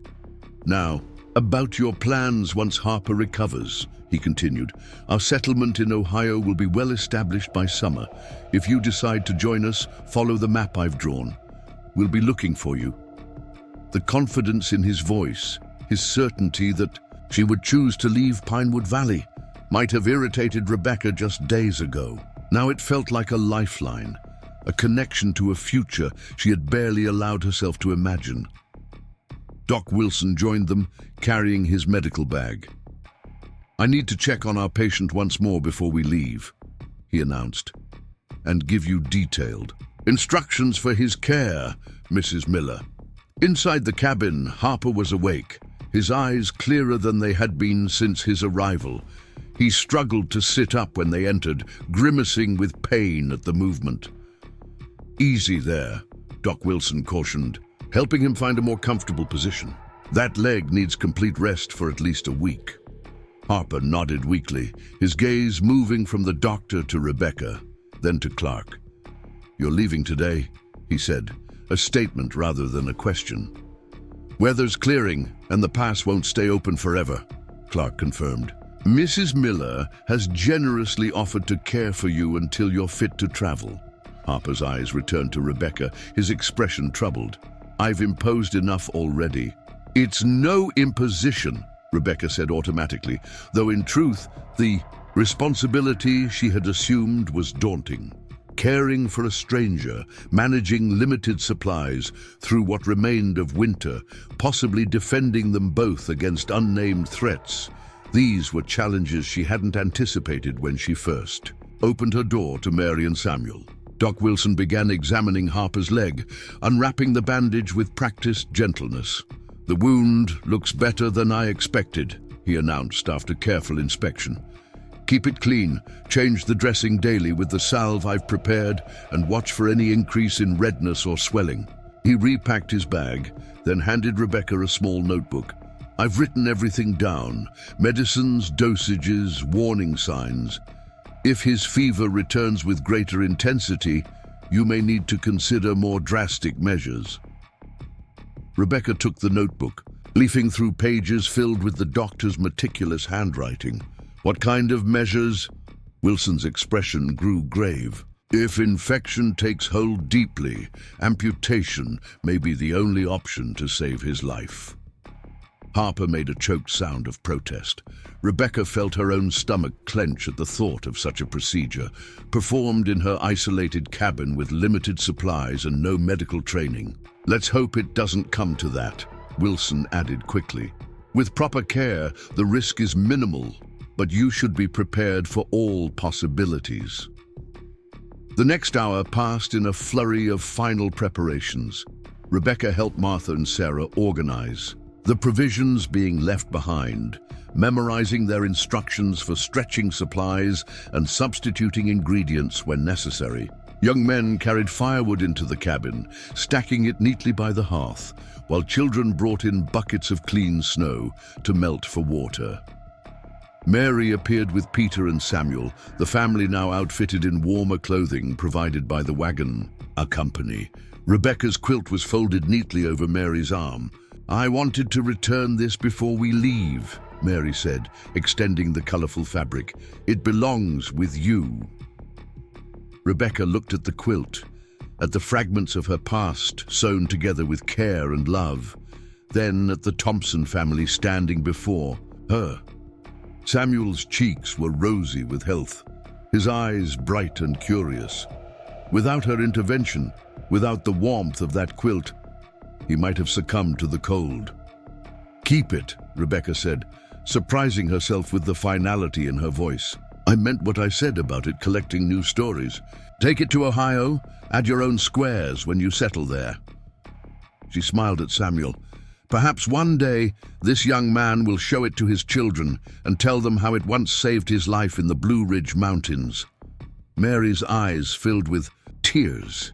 She embraced Rebecca warmly, whispering, "I'll never forget what you did for us." "Never." Peter shook Rebecca's hand with solemn gratitude. "If you follow us to Ohio, you'll always have friends waiting," he promised. "Our door will never be closed to you." Samuel tugged at Rebecca's skirt until she knelt to his level. He threw his arms around her neck, his small body warm and solid against hers. "Bye, Miss Rebecca," he said, his child's voice piping clear in the cold air. "Thank you for saving me from the cold monsters." Rebecca hugged him back, blinking against unexpected tears. How long had it been since she had held a child? Had she ever?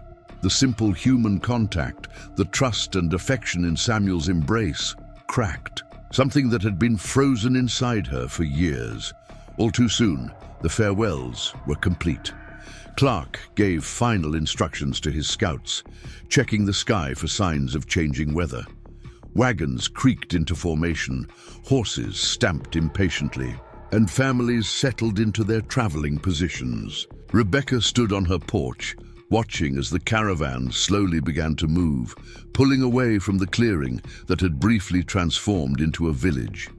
Mary waved from her wagon, the quilt visible behind her like a flag of vibrant color against the white landscape. Children called goodbyes, their voices carrying clearly in the still mountain air. Then the last wagon disappeared around the bend, and the sounds faded, leaving only the faint creak of wheels and jingle of harnesses echoing back from the forest. The silence that descended was profound, almost physical in its intensity. Rebecca stood motionless, absorbing the sudden absence of human activity, of conversation and laughter, of shared purpose. Yesterday, such solitude had been her normal state. Today, it felt like a loss, an emptiness where something essential had briefly existed. A sound from inside the cabin broke her reverie. Harper coughing, then calling her name weakly. Rebecca turned and went inside, closing the door firmly against the cold and the silence. The cabin seemed different now, transformed by the past 24 hours. New supplies lined the shelves. Firewood filled the bin beside the hearth, and a stranger occupied her bed. Most significantly, a future beyond Pinewood Valley had been proposed, a possibility she had not allowed herself to consider for 5 long years. "They're gone?" Harper asked, his voice rough with fatigue. Rebecca nodded, moving to check his forehead for fever. "Just now. How are you feeling?" "Like I wrestled a bear and lost," he replied with a weak attempt at humor. "Which isn't far from the truth, I suppose." He caught her hand as she withdrew it from his brow. "Mrs. Miller, I need to say something." His fingers were warm against hers, the first deliberate touch from another adult since Mary's embrace moments ago. Rebecca resisted the impulse to pull away, aware of how unaccustomed she had become to such contact. "I understand what you've sacrificed by staying behind," Harper continued. "Your provisions, your comfort, your safety. I want you to know I'm grateful beyond words." He released her hand, his expression earnest. and I promise once I'm able, I'll repay your kindness however I can." Rebecca moved away, uncomfortable with his intensity. "There's no debt between us, Mr. Harper. I chose to help you, just as I chose to help Mary and her family." "James," he corrected gently, "if we're to share this cabin until spring, perhaps we could use our given names." Rebecca considered this, finding no reasonable objection. "Very well, James." The name felt strange on her tongue, intimate in a way she hadn't anticipated. "You should rest now. Doc Wilson left strict instructions about limiting your exertion." James settled back against the pillows with a sigh. "I've been nothing but a burden since I arrived in these mountains," he murmured, more to himself than to Rebecca. "Chasing rumors of silver, finding nothing but trouble." "Why did you come?" Rebecca asked, curiosity overcoming her usual reticence. "These mountains aren't kind to solitary travelers, especially in winter." James was quiet for a moment, his gaze fixed on the cabin ceiling. "I needed a fresh start," he said finally. "After the war, nothing felt right back home. Too many memories, too many ghosts." He glanced at her. "I suspect you understand something about that." Rebecca turned away, unwilling to acknowledge the accuracy of his perception. "I'll prepare some broth," she said, moving toward the hearth. "Doc Wilson said you need to regain your strength."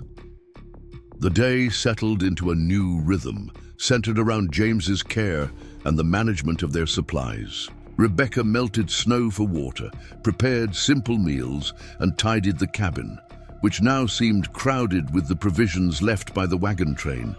James slept intermittently, his body fighting to heal the damage inflicted by whatever animal had attacked him in the forest. By evening, Rebecca had established a routine that felt both strange and oddly familiar, checking James's bandages, helping him sip broth and water, adjusting his position to prevent bed sores. It reminded her of caring for Thomas during his infrequent illnesses, though Thomas had been a restless patient, hating any sign of weakness. "You're good at this," James observed as she changed his bandage with careful precision. "Were you a nurse during the war?" Rebecca shook her head. "I was barely 16 when the war ended. My father had sent us to relatives in the countryside to avoid the fighting." She applied Doc Wilson's salve to the wound, relieved to see that the angry red streaks had receded somewhat. "But I helped care for my grandmother in her final illness. She taught me a great deal about healing." "Your grandmother sounds like a remarkable woman," James said, wincing slightly as she rewrapped the bandage. "She was," Rebecca agreed, memories flowing back with unexpected clarity. "Strong, practical, but also full of stories and wisdom. She's the one who taught me to quilt, though I've had little time for such pursuits these past years." James watched her face as she spoke, seeming to catalogue each expression. "The quilt you gave to Mary and Samuel," he said. "That was her work?" Rebecca nodded, surprised he had noticed or remembered such details through his fever. "She started it. My mother added to it, and then I did, until—" She stopped abruptly, unwilling to explain why she had abandoned the tradition after Thomas's death. "Until you came to these mountains," James finished for her, tactfully avoiding mention of her loss. "It was a precious gift to give strangers." Rebecca secured the bandage and straightened. "They needed it more than I did," she said simply, uncomfortable with his praise. "Now you should try to sleep. I'll be nearby if you need anything." James caught her hand again before she could move away. "Rebecca," he said softly, using her given name for the first time.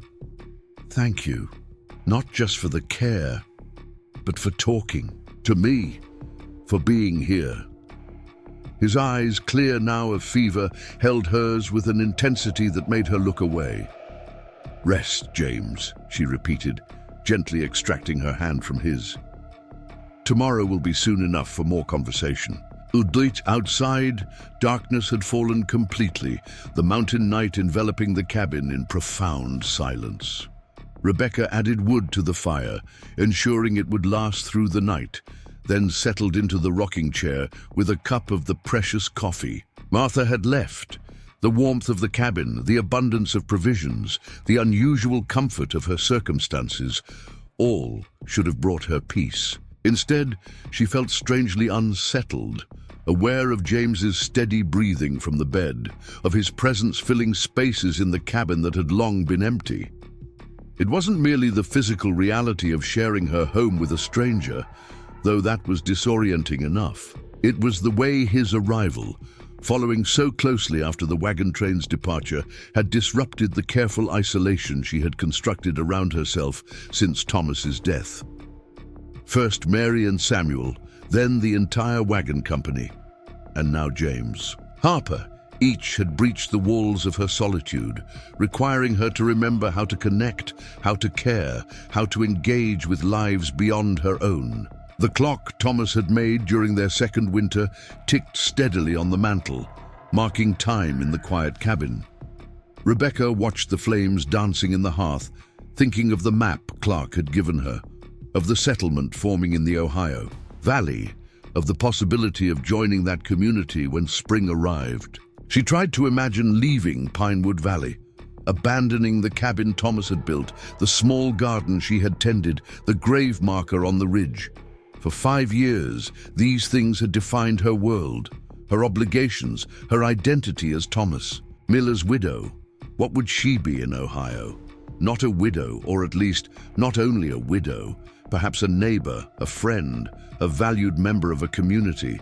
The thought was both exhilarating and terrifying, to be seen again, to be known, to matter to. Others, these were things she had relinquished when she chose to remain in the mountains after Thomas's death. The clock struck 10, its mellow chime filling the cabin. Rebecca rose, checking that the door was securely barred for the night, that the shutters were latched against the cold. Her nightly ritual complete, she hesitated, looking at James sleeping in her bed. Where would she sleep now? The rocking chair was tolerable for napping, but would leave her painfully stiff after a full night. The floor near the hearth was an option, but hardly comfortable. As if sensing her dilemma, James stirred and opened his eyes. "You need your bed," he said immediately, struggling to sit up. "I can move to the chair or—" "No," Rebecca interrupted, firmly. "Your leg requires proper rest. I'll manage." She gathered blankets from the chest by the window, arranging them near the fire in a makeshift pallet. "This will be quite comfortable." James watched her preparations with obvious concern. "I've displaced you in your own home," he said, frustration evident in his voice. "This isn't right." Rebecca paused, hearing the genuine distress beneath his words. "James," she said gently, "in these mountains, hospitality isn't a luxury, it's survival. You would do the same for me if our positions were reversed." His expression softened. "I would," he acknowledged, "but that doesn't make me feel less of a burden." Rebecca settled onto her pallet, adjusting the blankets around her. The floor was hard beneath her, but the fire's warmth made the arrangement tolerable. "Then focus on recovering quickly," she advised. "The sooner you're well, the sooner you can contribute to our household." The phrase, "our household," slipped out unintentionally, implying a permanence, a partnership that Rebecca hadn't meant to suggest. James didn't comment on it, but something in his expression changed, a subtle easing of tension, perhaps even a hint of hope. "Good night, Rebecca," he said simply, closing his eyes. "Good night, James," she replied, turning toward the fire to hide the unexpected flush that rose to her cheeks. Sleep came slowly, her mind cycling through the events of the past 2 days. The sudden expansion of her world, from solitary survival to connection with others.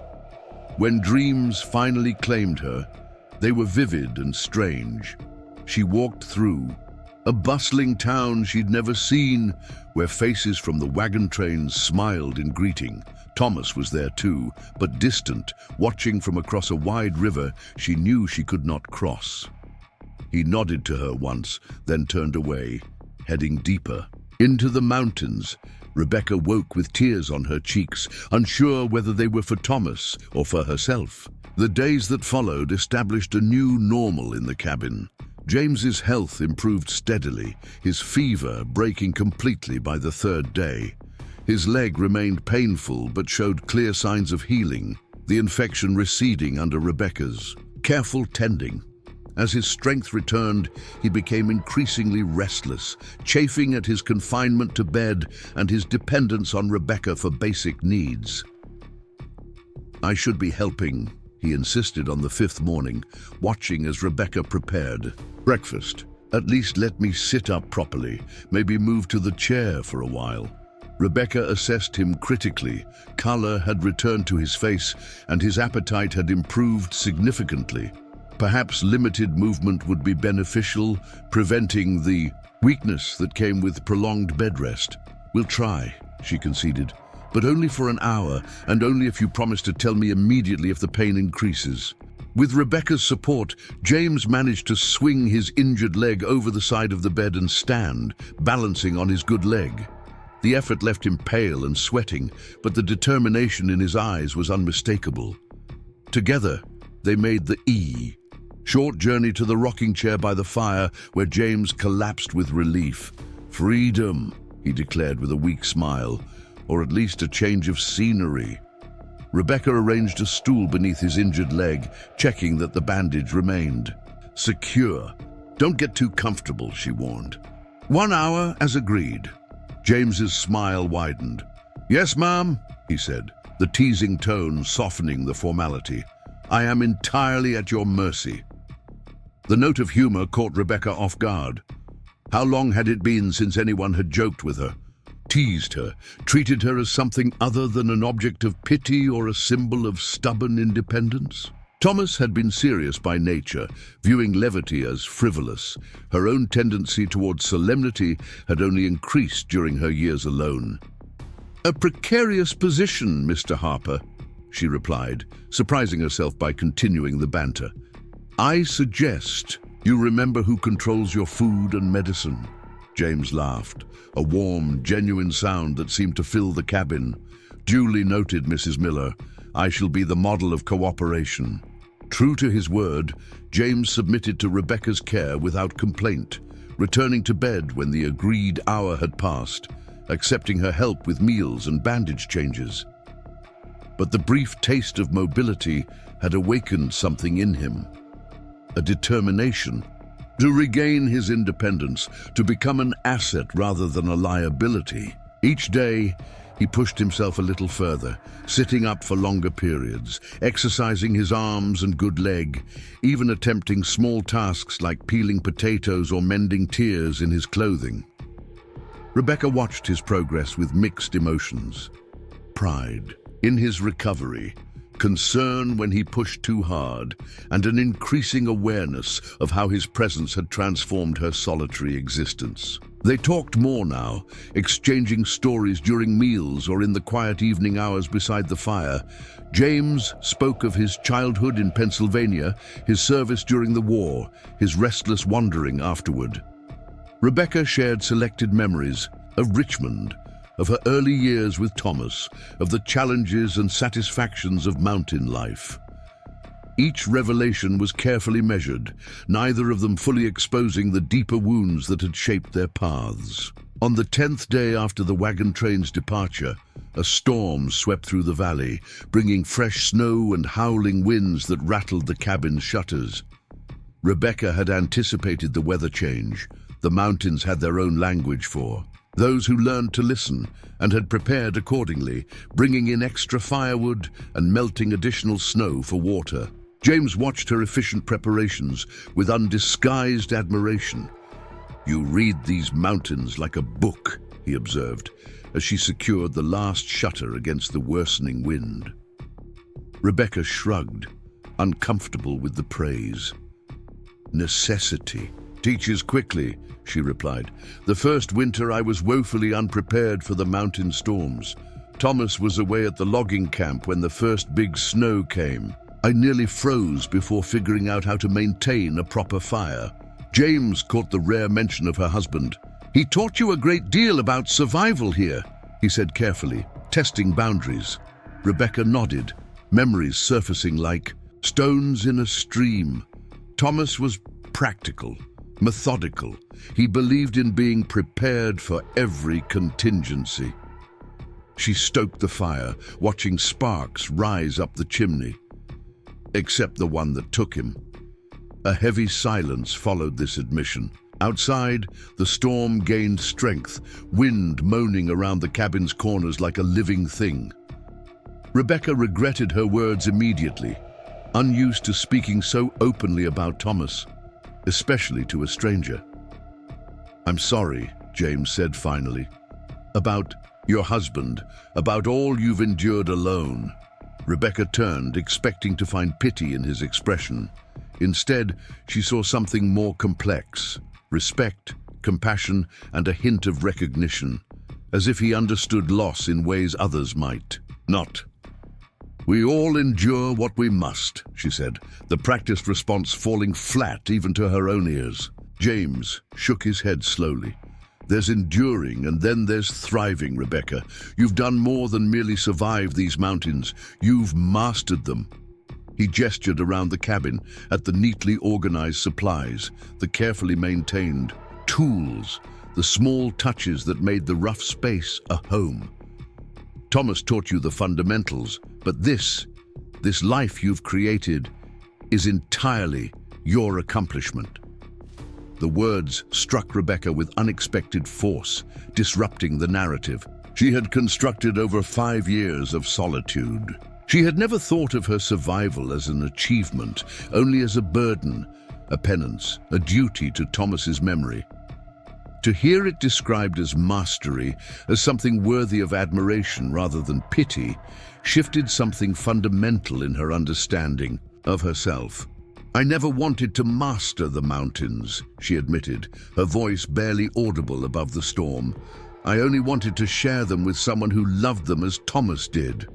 James considered this, his expression thoughtful. "And now?" he asked gently. "What do you want now, Rebecca?" The question hung between them, dangerous in its simplicity, in the possibilities it suggested. Rebecca turned away, afraid of what her face might reveal. "Now I want to ensure we both survive this storm," she said briskly, retreating to safer ground, "which means conserving our supplies and keeping the fire strong." James accepted her deflection without comment, sensing her discomfort. The evening progressed in relative silence, the storm providing background music to their separate thoughts. Rebecca prepared a simple supper of cornbread and bean soup. Grateful for the abundance left by the wagon train, they ate together near the fire, the familiar ritual now comfortable after days of shared meals. As Rebecca cleared away the dishes, James reached for the small carved box beside the rocking chair. "I've been meaning to ask," he said, opening the box to reveal Martha's revolver nestled inside. "Do you know how to use this?" Rebecca shook her head. "Martha insisted I take it, but I've never fired a handgun. The rifle was challenging enough." James examined the weapon with practiced hands. "It's well maintained, loaded too." He looked up at Rebecca. "Would you like to learn? It's a valuable skill, especially for someone living alone in these mountains." The offer was practical, sensible, exactly what Thomas would have advised. Yet coming from James, it felt different somehow, less a comment on her vulnerability and more an acknowledgement of her right to protect herself. "Yes," Rebecca decided, "I would." James smiled, pleased by her directness. "When the storm passes, then. For now, let me at least show you how to hold it properly, how to check if it's loaded, how to clean it." The impromptu lesson occupied them for the remainder of the evening, James's hands guiding Rebecca's as she learned the revolver's mechanisms. His touch was instructive rather than intrusive, respectful of her personal space while providing necessary correction to her grip or stance. By the time they finished, Rebecca felt more confident handling the weapon, though the thought of actually firing it remained intimidating. "You're a natural," James declared as she successfully disassembled and reassembled the revolver for the third time. "Quick hands and good attention to detail." Rebecca returned the weapon to its box, strangely, pleased by his approval. "My grandmother always said I had nimble fingers. It's why she taught me quilting so young." Quilting, hunting, fire building, storm reading, James enumerated with a smile. "You're a woman of many talents, Rebecca Miller." The compliment warmed her more than it should have. Rebecca busied herself banking the fire for the night, hiding the flush she felt rising to her cheeks. Outside, the storm continued unabated, snow piling against the cabin walls, wind searching for entry through every crack and crevice. "Will the roof hold?" James asked, noting her glance toward the ceiling as a particularly strong gust rattled the shutters. Rebecca nodded. "Thomas built this cabin to withstand mountain winters. The roof is steep enough that snow slides off before accumulating too heavily." She arranged her pallet near the fire, having grown accustomed to sleeping on the floor during James's recovery. "We're safer here than most would be in a fine Richmond house during such weather." James settled into bed, adjusting his injured leg carefully. The wound was healing well, the danger of infection past, though he still required bandaging and couldn't yet bear his full weight on the limb. "When you speak of Richmond, your voice changes," he observed. "Was that home before the mountains?" Rebecca paused, caught off guard by his perception. "Yes," she admitted. "My father had a house on Franklin Street. We were comfortable there." "Yet you left," James said softly, "for these mountains, for Thomas." Rebecca extinguished the lamp, leaving only the fire's glow to illuminate the cabin. "For freedom," she corrected, the darkness making honesty easier. Thomas represented escape from a life that was predetermined.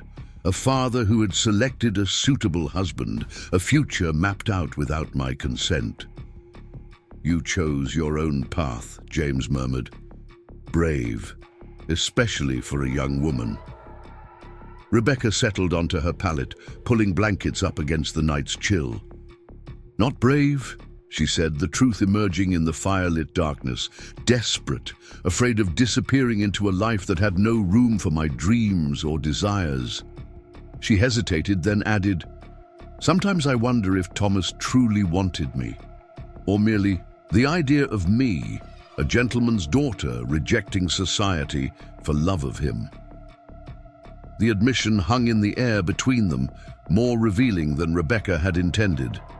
James was silent so long that she thought he might have fallen asleep. Then, quietly, "What were they?" "What were what?" Rebecca asked, confused.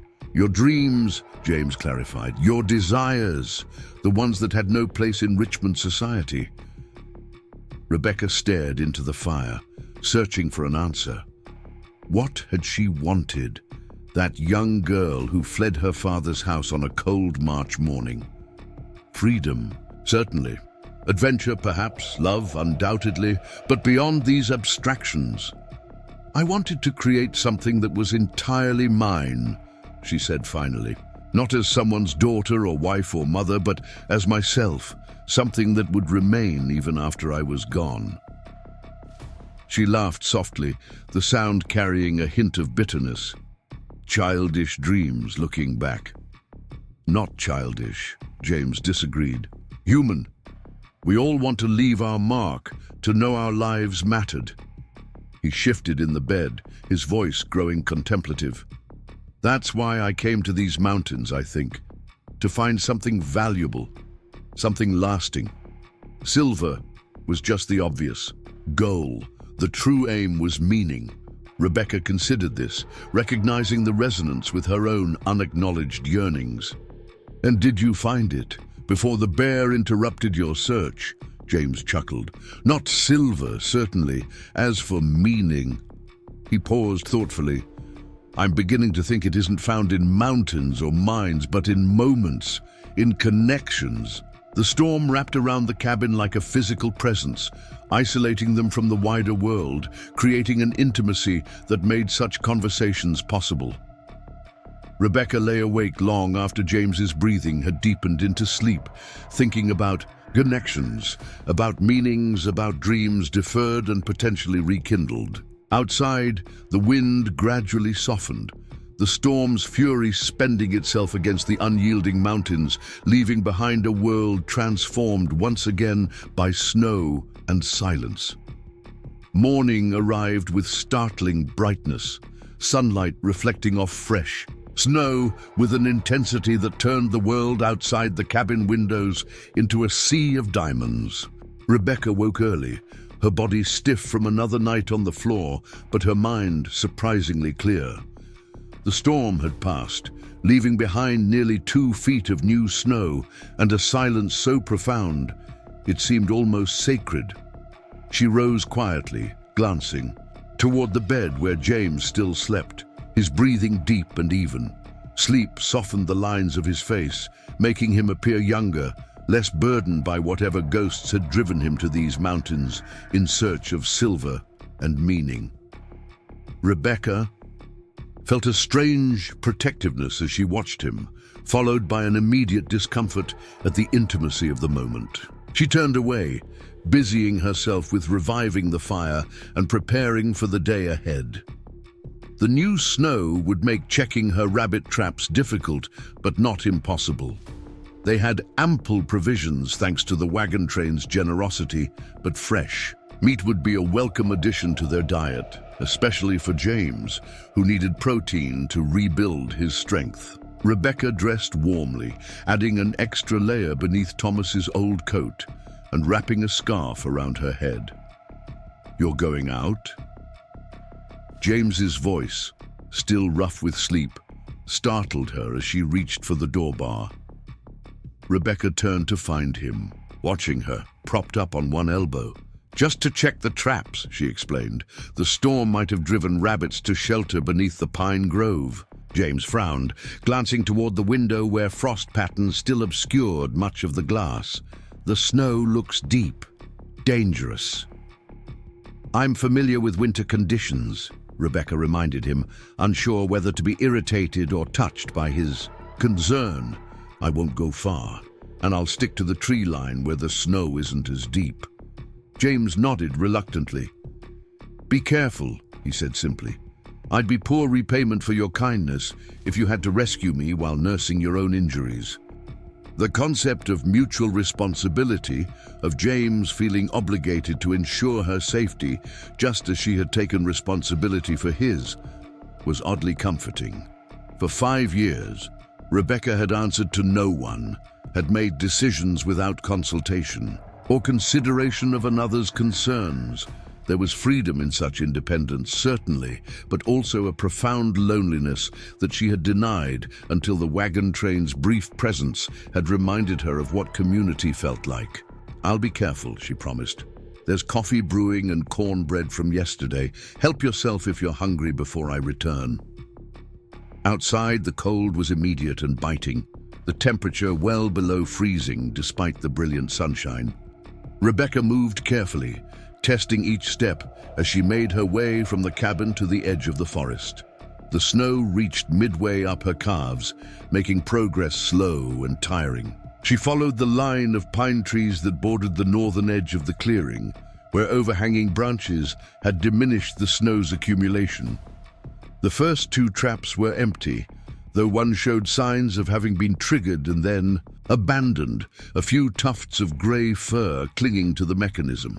The third trap, set in a small hollow beneath an ancient oak, held a plump rabbit, its stillness a mercy given the alternative of slow starvation in the deep snow. Rebecca murmured, a quiet thanks as she retrieved the animal, acknowledging the exchange of life that sustained her own. As she reset the trap, a sound from deeper in the forest caught her attention, a snapping branch, too deliberate for wind or settling snow. Rebecca froze, her senses suddenly alert to potential danger. Bears should be hibernating, but mountain Lions remained active year-round, growing bold and desperate when winter limited their normal prey. She straightened slowly, scanning the trees for movement, one hand moving instinctively to the knife at her belt. Nothing moved among the snow-laden branches. The forest held its breath, watching her with ancient patience. Rebecca backed away cautiously, maintaining awareness of her surroundings as she retraced her steps toward the cabin. The sensation of being observed persisted, raising the fine hairs on her neck, but no predator revealed itself. By the time she reached the clearing, her heart had slowed to its normal rhythm, though the feeling of unease lingered like a shadow at the edge of her thoughts. James had managed to rise and make his way to the rocking chair by the fire, his injured leg propped on the stool. A mug of coffee steamed in his hands, and he had pulled on a clean shirt from the supplies the wagon train had left. The domestic tableau struck Rebecca unexpectedly, a man by her fire, waiting for her return. The cabin suddenly a home rather than merely shelter. "Successful hunt?" James asked, noting the rabbit in her hands. Rebecca nodded, closing the door firmly and securing the bar. "One rabbit fat enough to make a decent stew." She hesitated, then added, "I thought I heard something in the woods. Probably nothing, but..." James's expression sharpened. "What kind of something?" "A branch breaking, too deliberate for an animal, too singular for the wind." Rebecca hung her coat on its peg, unwrapping the scarf from her head. "These mountains play tricks sometimes, especially after storms when everything is settling." "All the same, I think we should be cautious," James said, his tone serious. "No unnecessary trips outside for a few days, at least until we're certain it was just the forest sounds you're familiar with." Rebecca wanted to dismiss his concern. She had managed alone in these mountains for years, without anyone to worry over her comings and goings. But something in his expression stopped her protest. Not controlling, she realized, but collaborative. A shared assessment of potential threat, rather than an order disguised as concern. "Agreed," she said finally. "The snow will make travel difficult anyway, and we have enough supplies to last comfortably." She moved to the table to prepare the rabbit for cooking, the familiar task requiring little conscious thought.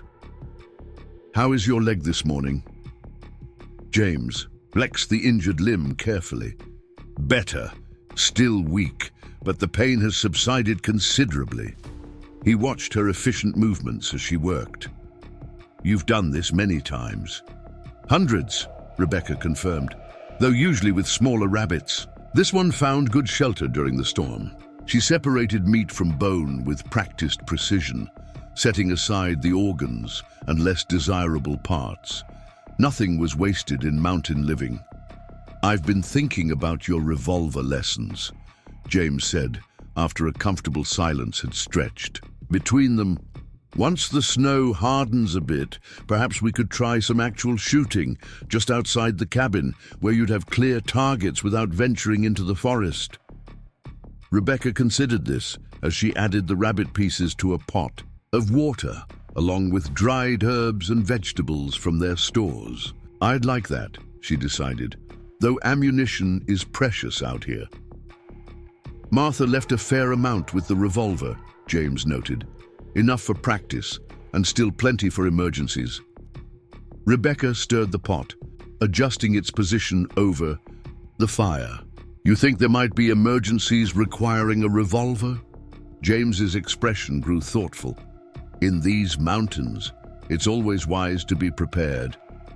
He hesitated, then added, "Clark mentioned concerns before the wagon train departed, about men who prefer wilderness because it places them beyond the reach of law." Rebecca nodded slowly. Thomas had expressed similar worries, especially when his work took him away from the cabin for days at a time. "I've been fortunate," she said. 5 years without encountering such problems. But the mountains do attract those seeking to escape civilization's constraints, not all with honorable intentions." The wagon train's presence might have drawn attention, James pointed out. A large group suggests supplies, valuables, and now that they've gone, he left the implication hanging. And now, there's just a woman alone, Rebecca finished. For him, or so anyone watching might believe. Not alone, James corrected firmly. Not anymore. The simple declaration warmed something in Rebecca that had been cold for too long. Not alone. It was both comforting and terrifying, a reminder of what she had lost and what she might gain if she allowed herself to trust again. To connect. No, she agreed softly. Not alone. The day passed quietly, storm clouds gathering again by late afternoon, bringing an early dusk to the mountain valley. Rebecca added the last of her carefully hoarded salt to the rabbit stew, then set 2 bowls on the small table. James had progressed to moving about the cabin with the aid of a makeshift crutch Rebecca had fashioned from a sturdy branch, his determination to regain independence driving him to push through discomfort. "Smells wonderful," he said, settling at the table with obvious relief. The short journey from bed to chair to table clearly took a toll, though he tried to hide his grimace of pain. "You're doing too much," Rebecca observed, serving the stew. "Doc Wilson said at least 2 weeks of limited movement." James accepted the bowl with a grateful nod. "I've never been good at sitting still. Even as a boy, I was always climbing something, exploring somewhere I shouldn't be." He tasted the stew, his expression appreciative. "This is excellent." Rebecca tried not to show how much the simple compliment pleased her. "The secret is patience," she said. "Slow cooking over a consistent fire." "Like most worthwhile things," James agreed. "Rushing rarely yields quality results." They ate in companionable silence, the wind picking up outside, whistling through the pine trees that surrounded the clearing. Rebecca found herself studying James when he wasn't looking, the way his hands held the spoon, the thoughtful set of his mouth, the lines around his eyes that suggested both laughter and sorrow in equal measure. He was perhaps 5 years older than she, around Thomas's age had he lived, but there was a weariness to him that spoke of experiences beyond his years. "Will you return to Pennsylvania when spring comes?" she asked suddenly, surprising herself with the directness of the question. James looked up, equally startled. "I haven't decided," he admitted. "There's little waiting for me there. My parents are gone, the family farm sold to pay debts after the war. My brother settled in California years ago." He set down his spoon, his expression thoughtful. "What about you? Will you follow the wagon train to Ohio?" Rebecca had asked herself the same question with increasing frequency since Clark's offer. "I don't know," she said honestly. "For so long, staying here felt like the only option. The only way to honor Thomas's memory, to justify the choices we made." She glanced around the cabin, at the furniture Thomas had built, the utensils hanging on the wall, the clock ticking steadily on the mantel. "But now, I wonder if remaining isn't just another form of hiding." "Hiding from what?" James asked. Gently, Rebecca considered the question, seeking truthful words for feelings she had barely acknowledged to herself. "Mate, from the possibility of failure," she said finally, "from discovering that I might not belong in civilization any more than I truly belonged in these mountains, from learning that Thomas was right about me after all." "Right about what?" James pressed, his eyes intent on her face. Rebecca looked down at her half-empty bowl, embarrassed to have revealed so much. "He said I was restless by nature, that I'd never be satisfied wherever we settled, that my discontent was a fault in my character, not in our circumstances." She forced a smile that didn't reach her eyes. "Perhaps he knew me better than I knew myself." James was silent for a long moment, considering her words. "Or perhaps," he said carefully, "what he called restlessness was simply a hunger for more than mere existence, a desire to live fully, not just survive adequately. The distinction resonated with uncomfortable accuracy. Rebecca stood abruptly, gathering the empty bowls to hide her discomfort with such intimate dissection of her marriage, her choices, her very nature. "It hardly matters now," she said briskly. "The past is past." James caught her wrist gently as she reached for his bowl. "Rebecca," he said, his voice low and earnest, "the past shapes us, but it doesn't define us. What matters is what you want. Now, not what Thomas thought you should want then." Rebecca withdrew her hand, unnerved by both his touch and his insight. "What I want is to clean these dishes before the stew dries on them," she replied, her tone deliberately light. "And perhaps to check our wood supply before this next storm arrives in earnest." James accepted her retreat, recognizing the boundary she had drawn. "I can help with the wood assessment," he offered. "My leg is strong enough for a short journey to the woodpile and back." Rebecca wanted to refuse, to insist he rest, to maintain the careful distance she had tried to establish. But his expression was so earnest, his desire to contribute so genuine, that she found herself nodding instead. "Very well," she agreed, "but only to the porch and back, and only with me to steady you if needed." His smile at this concession was surprisingly boyish, transforming his serious features into something younger and lighter. "I'm in your capable hands, Mrs. Miller." Together, they ventured onto the porch, James leaning heavily on his makeshift crutch, Rebecca ready to provide support if needed. The wind had strengthened considerably, carrying the scent of snow and the promise of another night confined to the cabin's warmth. The woodpile, stacked neatly against the cabin's eastern wall, remained well supplied thanks to the wagon train's assistance. "We have enough for at least a week of storms," Rebecca assessed, mentally calculating their needs against the available supply. "More if we're careful with how we bank the fire at night." James nodded, his breath clouding in the cold air. "The wagon train's generosity continues to see us through," he observed. "I hope they—" His words cut off abruptly, his body tensing beside her. Rebecca followed his gaze toward the tree line, where shadows had deepened with the approaching dusk.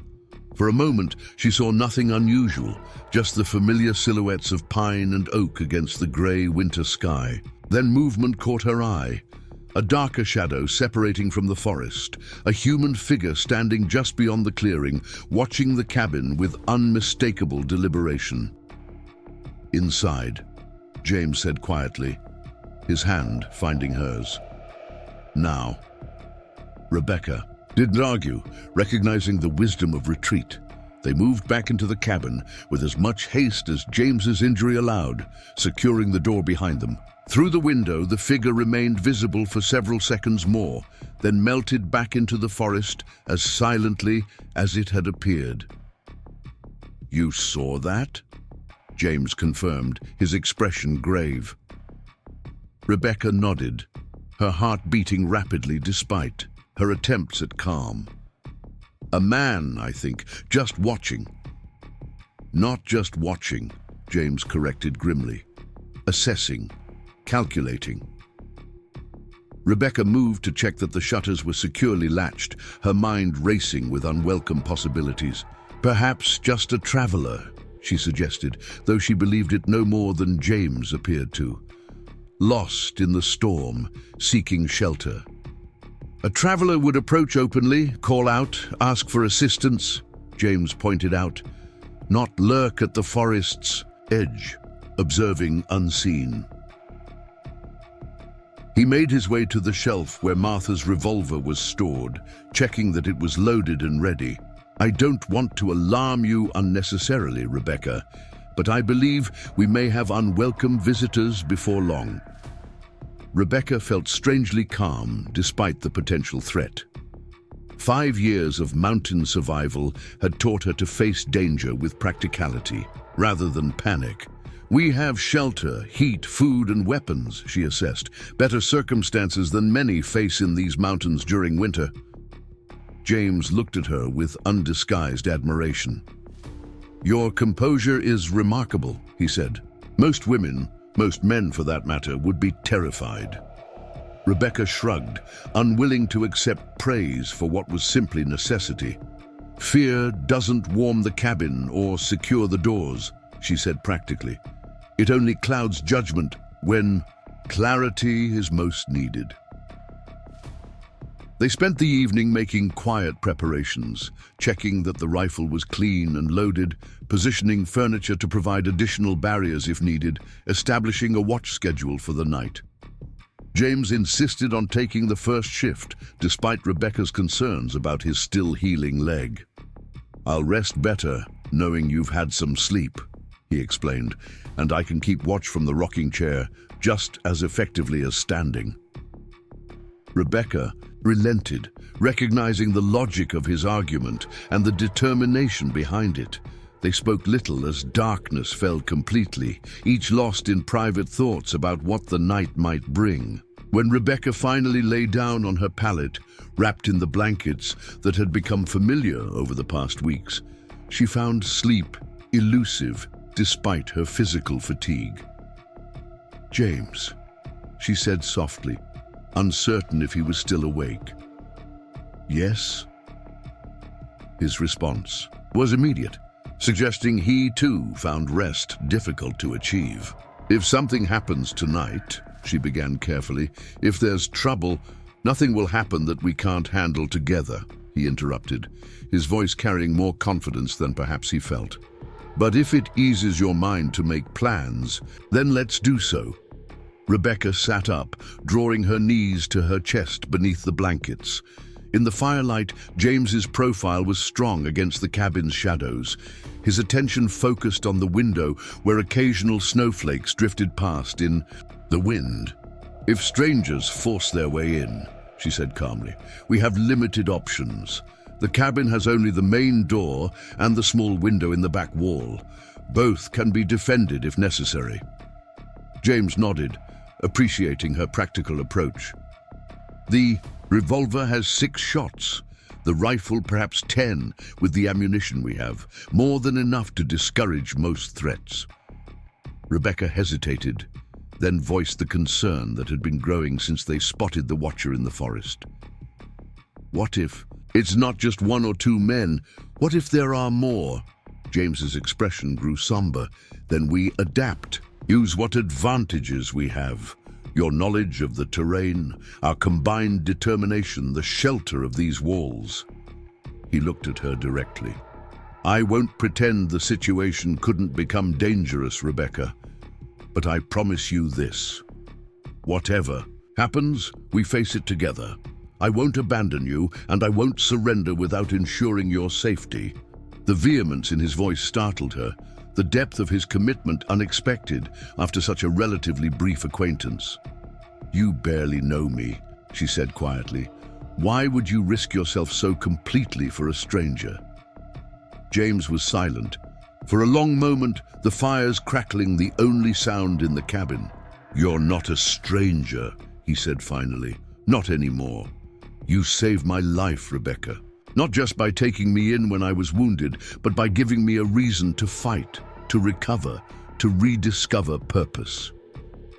He looked down at his hands, strong and capable despite his recent illness. Before I found your cabin, I was lost in more ways than one. Wandering these mountains, not just in search of silver, but in search of something worth living for. The raw honesty in his voice touched something in Rebecca that had been carefully guarded for too long. And have you found it? She asked, her voice barely above a whisper. Something worth living for? His eyes met hers across the cabin's shadowed interior, conveying more than words could express. I believe I'm beginning to, he said simply.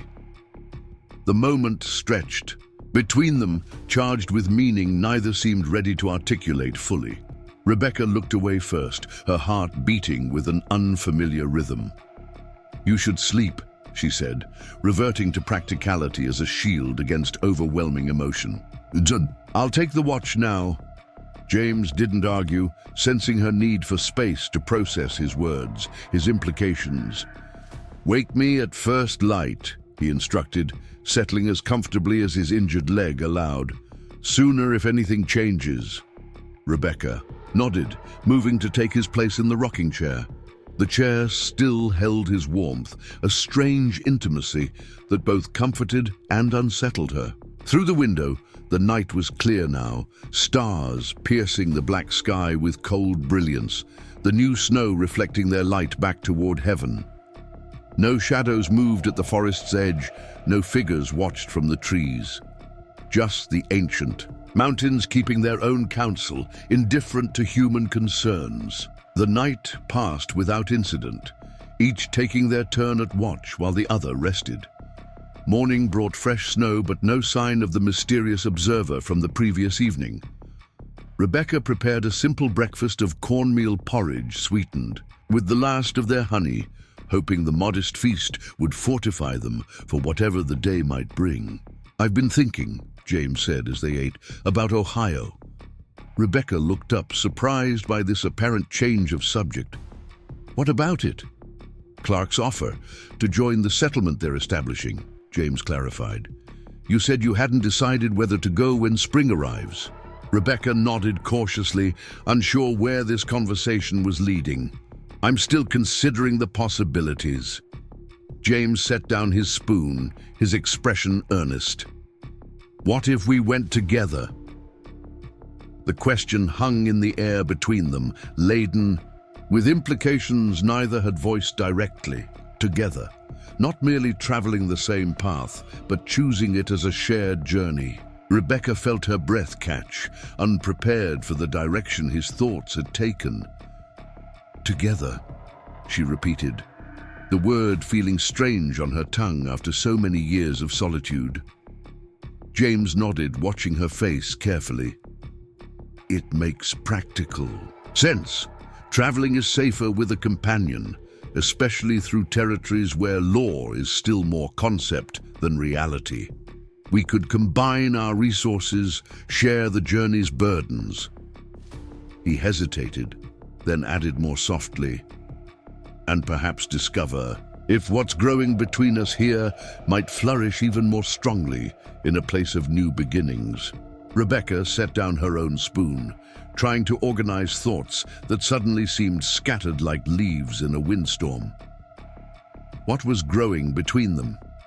She had barely allowed herself to acknowledge the shifts in her feelings, the gradual awakening of emotions she had thought long buried with Thomas. James had entered her life as an obligation, a wounded stranger requiring care. When had he become something more? And was she ready to build a future on such a fragile foundation? "James," she began carefully, "I don't think—" A sharp crack from outside interrupted her response, the unmistakable sound of a branch breaking beneath a heavy weight. Both froze, gazes locking in silent communication. Not just the forest settling this time, not the wind or snow-laden limbs surrendering to gravity. Someone was approaching the cabin with deliberate stealth. James reached for the revolver, his movements calm, despite the tension evident in his face. Rebecca rose to retrieve the rifle from its place by the door, years of mountain vigilance overcoming momentary shock. They positioned themselves on either side of the cabin's single window, careful to remain out of sight while maintaining a view of the clearing. 3 men emerged from the tree line, moving with the caution of those aware they might be observed. Rough-looking, bearded, wearing layers of mismatched clothing against the cold, they carried rifles with the casual competence of those accustomed to violence. They spread out as they approached, one circling toward the rear of the cabin, while the others maintained a direct approach to the front door. "Deserters, most likely," James murmured, confirming Rebecca's own assessment. "Or outlaws. Either way, they're not here for pleasant conversation." Rebecca tightened her grip on the rifle, memories of Thomas's instructions flowing back with surprising clarity. Aim for the center of what you can see. Breathe out before pulling the trigger. Always assume the weapon is loaded. "What do we do?" she whispered, watching as the men drew closer, now within 30 yards of the cabin. James's expression was grim, but determined. "We protect what's ours," he said simply. "Starting now." Rebecca's heart pounded as she watched the strangers approach, their intentions clear in every cautious step. James positioned himself by the door, revolver ready, his face set with determination despite the pain that standing clearly caused. His injured leg, years of mountain solitude, had taught Rebecca patience, when to act and when to wait, and now she signaled James to hold steady as the men drew closer. "Hello, the cabin!" The call finally came, gruff and commanding. "We know. You're in there. We're cold and hungry, just looking for shelter." James and Rebecca exchanged glances, both recognizing the lie in the man's tone. These weren't travelers seeking refuge. Their careful approach and strategic positioning spoke of different intentions. "These mountains are dangerous in winter." Rebecca called back, keeping her rifle ready but out of sight. "Willow Creek is a day's journey south. You'll find proper accommodations there." A harsh laugh answered her. "We ain't looking for no town, lady. Just what you got in that cabin. Food, supplies, maybe some valuables. Make it easy on yourself." James moved closer to Rebecca, his voice low. "On my signal, aim high, over their heads. We want to scare them off, not start a gunfight if we can avoid it." Rebecca nodded, surprising herself with her steadiness. The fear was there, certainly, but beneath it ran something stronger. Resolve, determination to protect not just herself and James, but this small sanctuary they had created together. The front man gestured to his companions, who began spreading out to flank the cabin. "Last chance," he called. "Open up peaceful-like, or we do this the hard way." "Now," James whispered. In one fluid motion, they both stepped into view. Rebecca at the window, James at the partially open door. Weapons raised with unmistakable intent. The intruders froze, clearly surprised to find not just a lone woman, but an armed man as well. "This cabin is protected," James announced, his voice carrying the authority of one accustomed to command.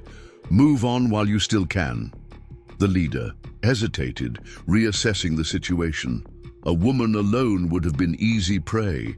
A wounded man might have been manageable, but the steady hands holding weapons, the determined expressions facing them, these presented a different calculation entirely.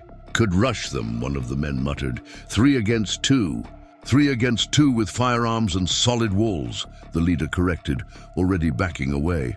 "Not worth dying for some supplies we can find elsewhere." Rebecca kept her rifle trained on them as they retreated, not lowering it until they had disappeared back into the forest. Only then did she release the breath she'd been holding, her hands trembling with delayed reaction. "They might return," James warned, closing and barring the door securely. "With more men, or at night when they think we're sleeping." Rebecca nodded, the practical threat bringing her focus back.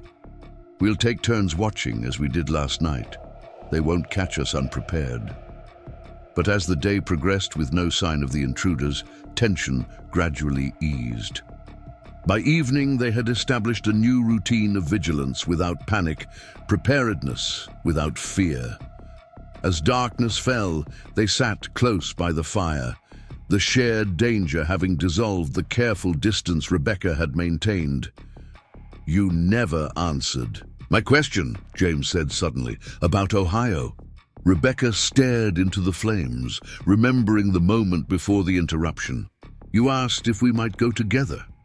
"I did." His voice was gentle but direct. "And I'm asking again now. When spring comes and these mountains open their passes, would you consider a new beginning? Not alone, but together?"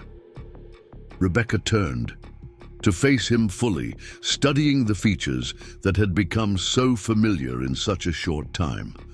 "What exactly are you proposing, James Harper?" His smile was warm in the firelight. "Initially, a practical partnership for a difficult journey. Beyond that..." He took her hand, his touch respectful, but charged with possibility. "Beyond that, I'm proposing we discover what might grow between two people who found each other in the most unlikely circumstances, who saved each other in different ways." Rebecca felt a warmth spreading through her that had nothing to do with the fire. "I've been alone so long," she whispered. "I'm not sure I remember how to be otherwise." "Then we'll learn together," James replied, "one day at a time, with no expectations beyond honesty and mutual respect." Rebecca thought of the quilt she had given to Mary, how letting it go had somehow made room for something new to enter her life. She thought of the wagon train and the community forming in Ohio, of Clark's confidence that she would find her way there, of her own growing certainty that remaining in the mountains would mean choosing isolation when connection was finally within reach. "Yes," she said, the simple word opening doors she had kept locked for years. "When spring comes, we'll go together, to Ohio, to whatever awaits us there." James's smile deepened, his eyes reflecting both joy and solemn understanding of the commitment they were making. "Together," he echoed. 2 months later, as the first wildflowers pushed through melting snow in Pinewood Valley, Rebecca stood on the cabin's porch one final time. The small bag at her feet contained all she was taking from her years in the mountains: Thomas's Bible with its family records, her mother's silver thimble, a sketch James had drawn of the cabin. Everything else she was leaving behind, returning to the wilderness that had both sheltered and isolated her. James approached from the small grave marker on the ridge where Rebecca had said her last goodbye to Thomas. His leg had healed completely, his strength returned with the coming of spring. "Ready?" he asked gently. Rebecca nodded, looking beyond him to the wagon waiting in the clearing. Their wagon, built by James during the final weeks of winter, stocked with supplies for the journey east. Not following the exact route the wagon train had taken, but aiming for the same destination, the same community being established in fertile Ohio Valley land. "I thought I'd feel more sadness," she admitted, stepping down from the porch, "leaving after all these years." James took her hand, his touch now familiar and comforting. "We carry what matters within us," he said, echoing wisdom she had once shared with him. "The rest is just place and things." Rebecca smiled, squeezing his hand in silent agreement. As they walked toward the wagon, a sudden rustle from the forest edge caught her attention. For an instant, she tensed, remembering the threats of winter. But what emerged was not danger, but beauty. A doe and her new fawn, stepping cautiously into the clearing. "Look," James whispered, his voice filled with wonder. "Life finds a way, even after the harshest winter." Rebecca watched as the deer regarded them calmly before continuing toward the fresh spring grass emerging near the cabin. "A good omen for our journey," she said. As they climbed onto the wagon seat, Rebecca didn't look back at the cabin.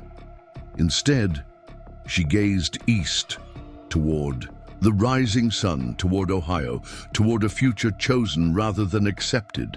The blanket she had given to a freezing stranger had set in motion events she could never have imagined. A caravan of wagons, a wounded traveler, and now a journey of her own, not alone but accompanied, not ending but beginning. "What are you thinking?" James asked as he set the horses in motion. Rebecca smiled, feeling lighter than she had in years. "That sometimes the most generous gift we can give is accepting generosity in return." The wagon rolled forward, leaving behind snow-capped mountains and solitary years, carrying its occupants toward community, possibility, and the shared warmth that no winter could extinguish. Up next, you've got two more standout stories right on your screen. If this one hit the mark, you won't want to pass these up. Just click and check them out.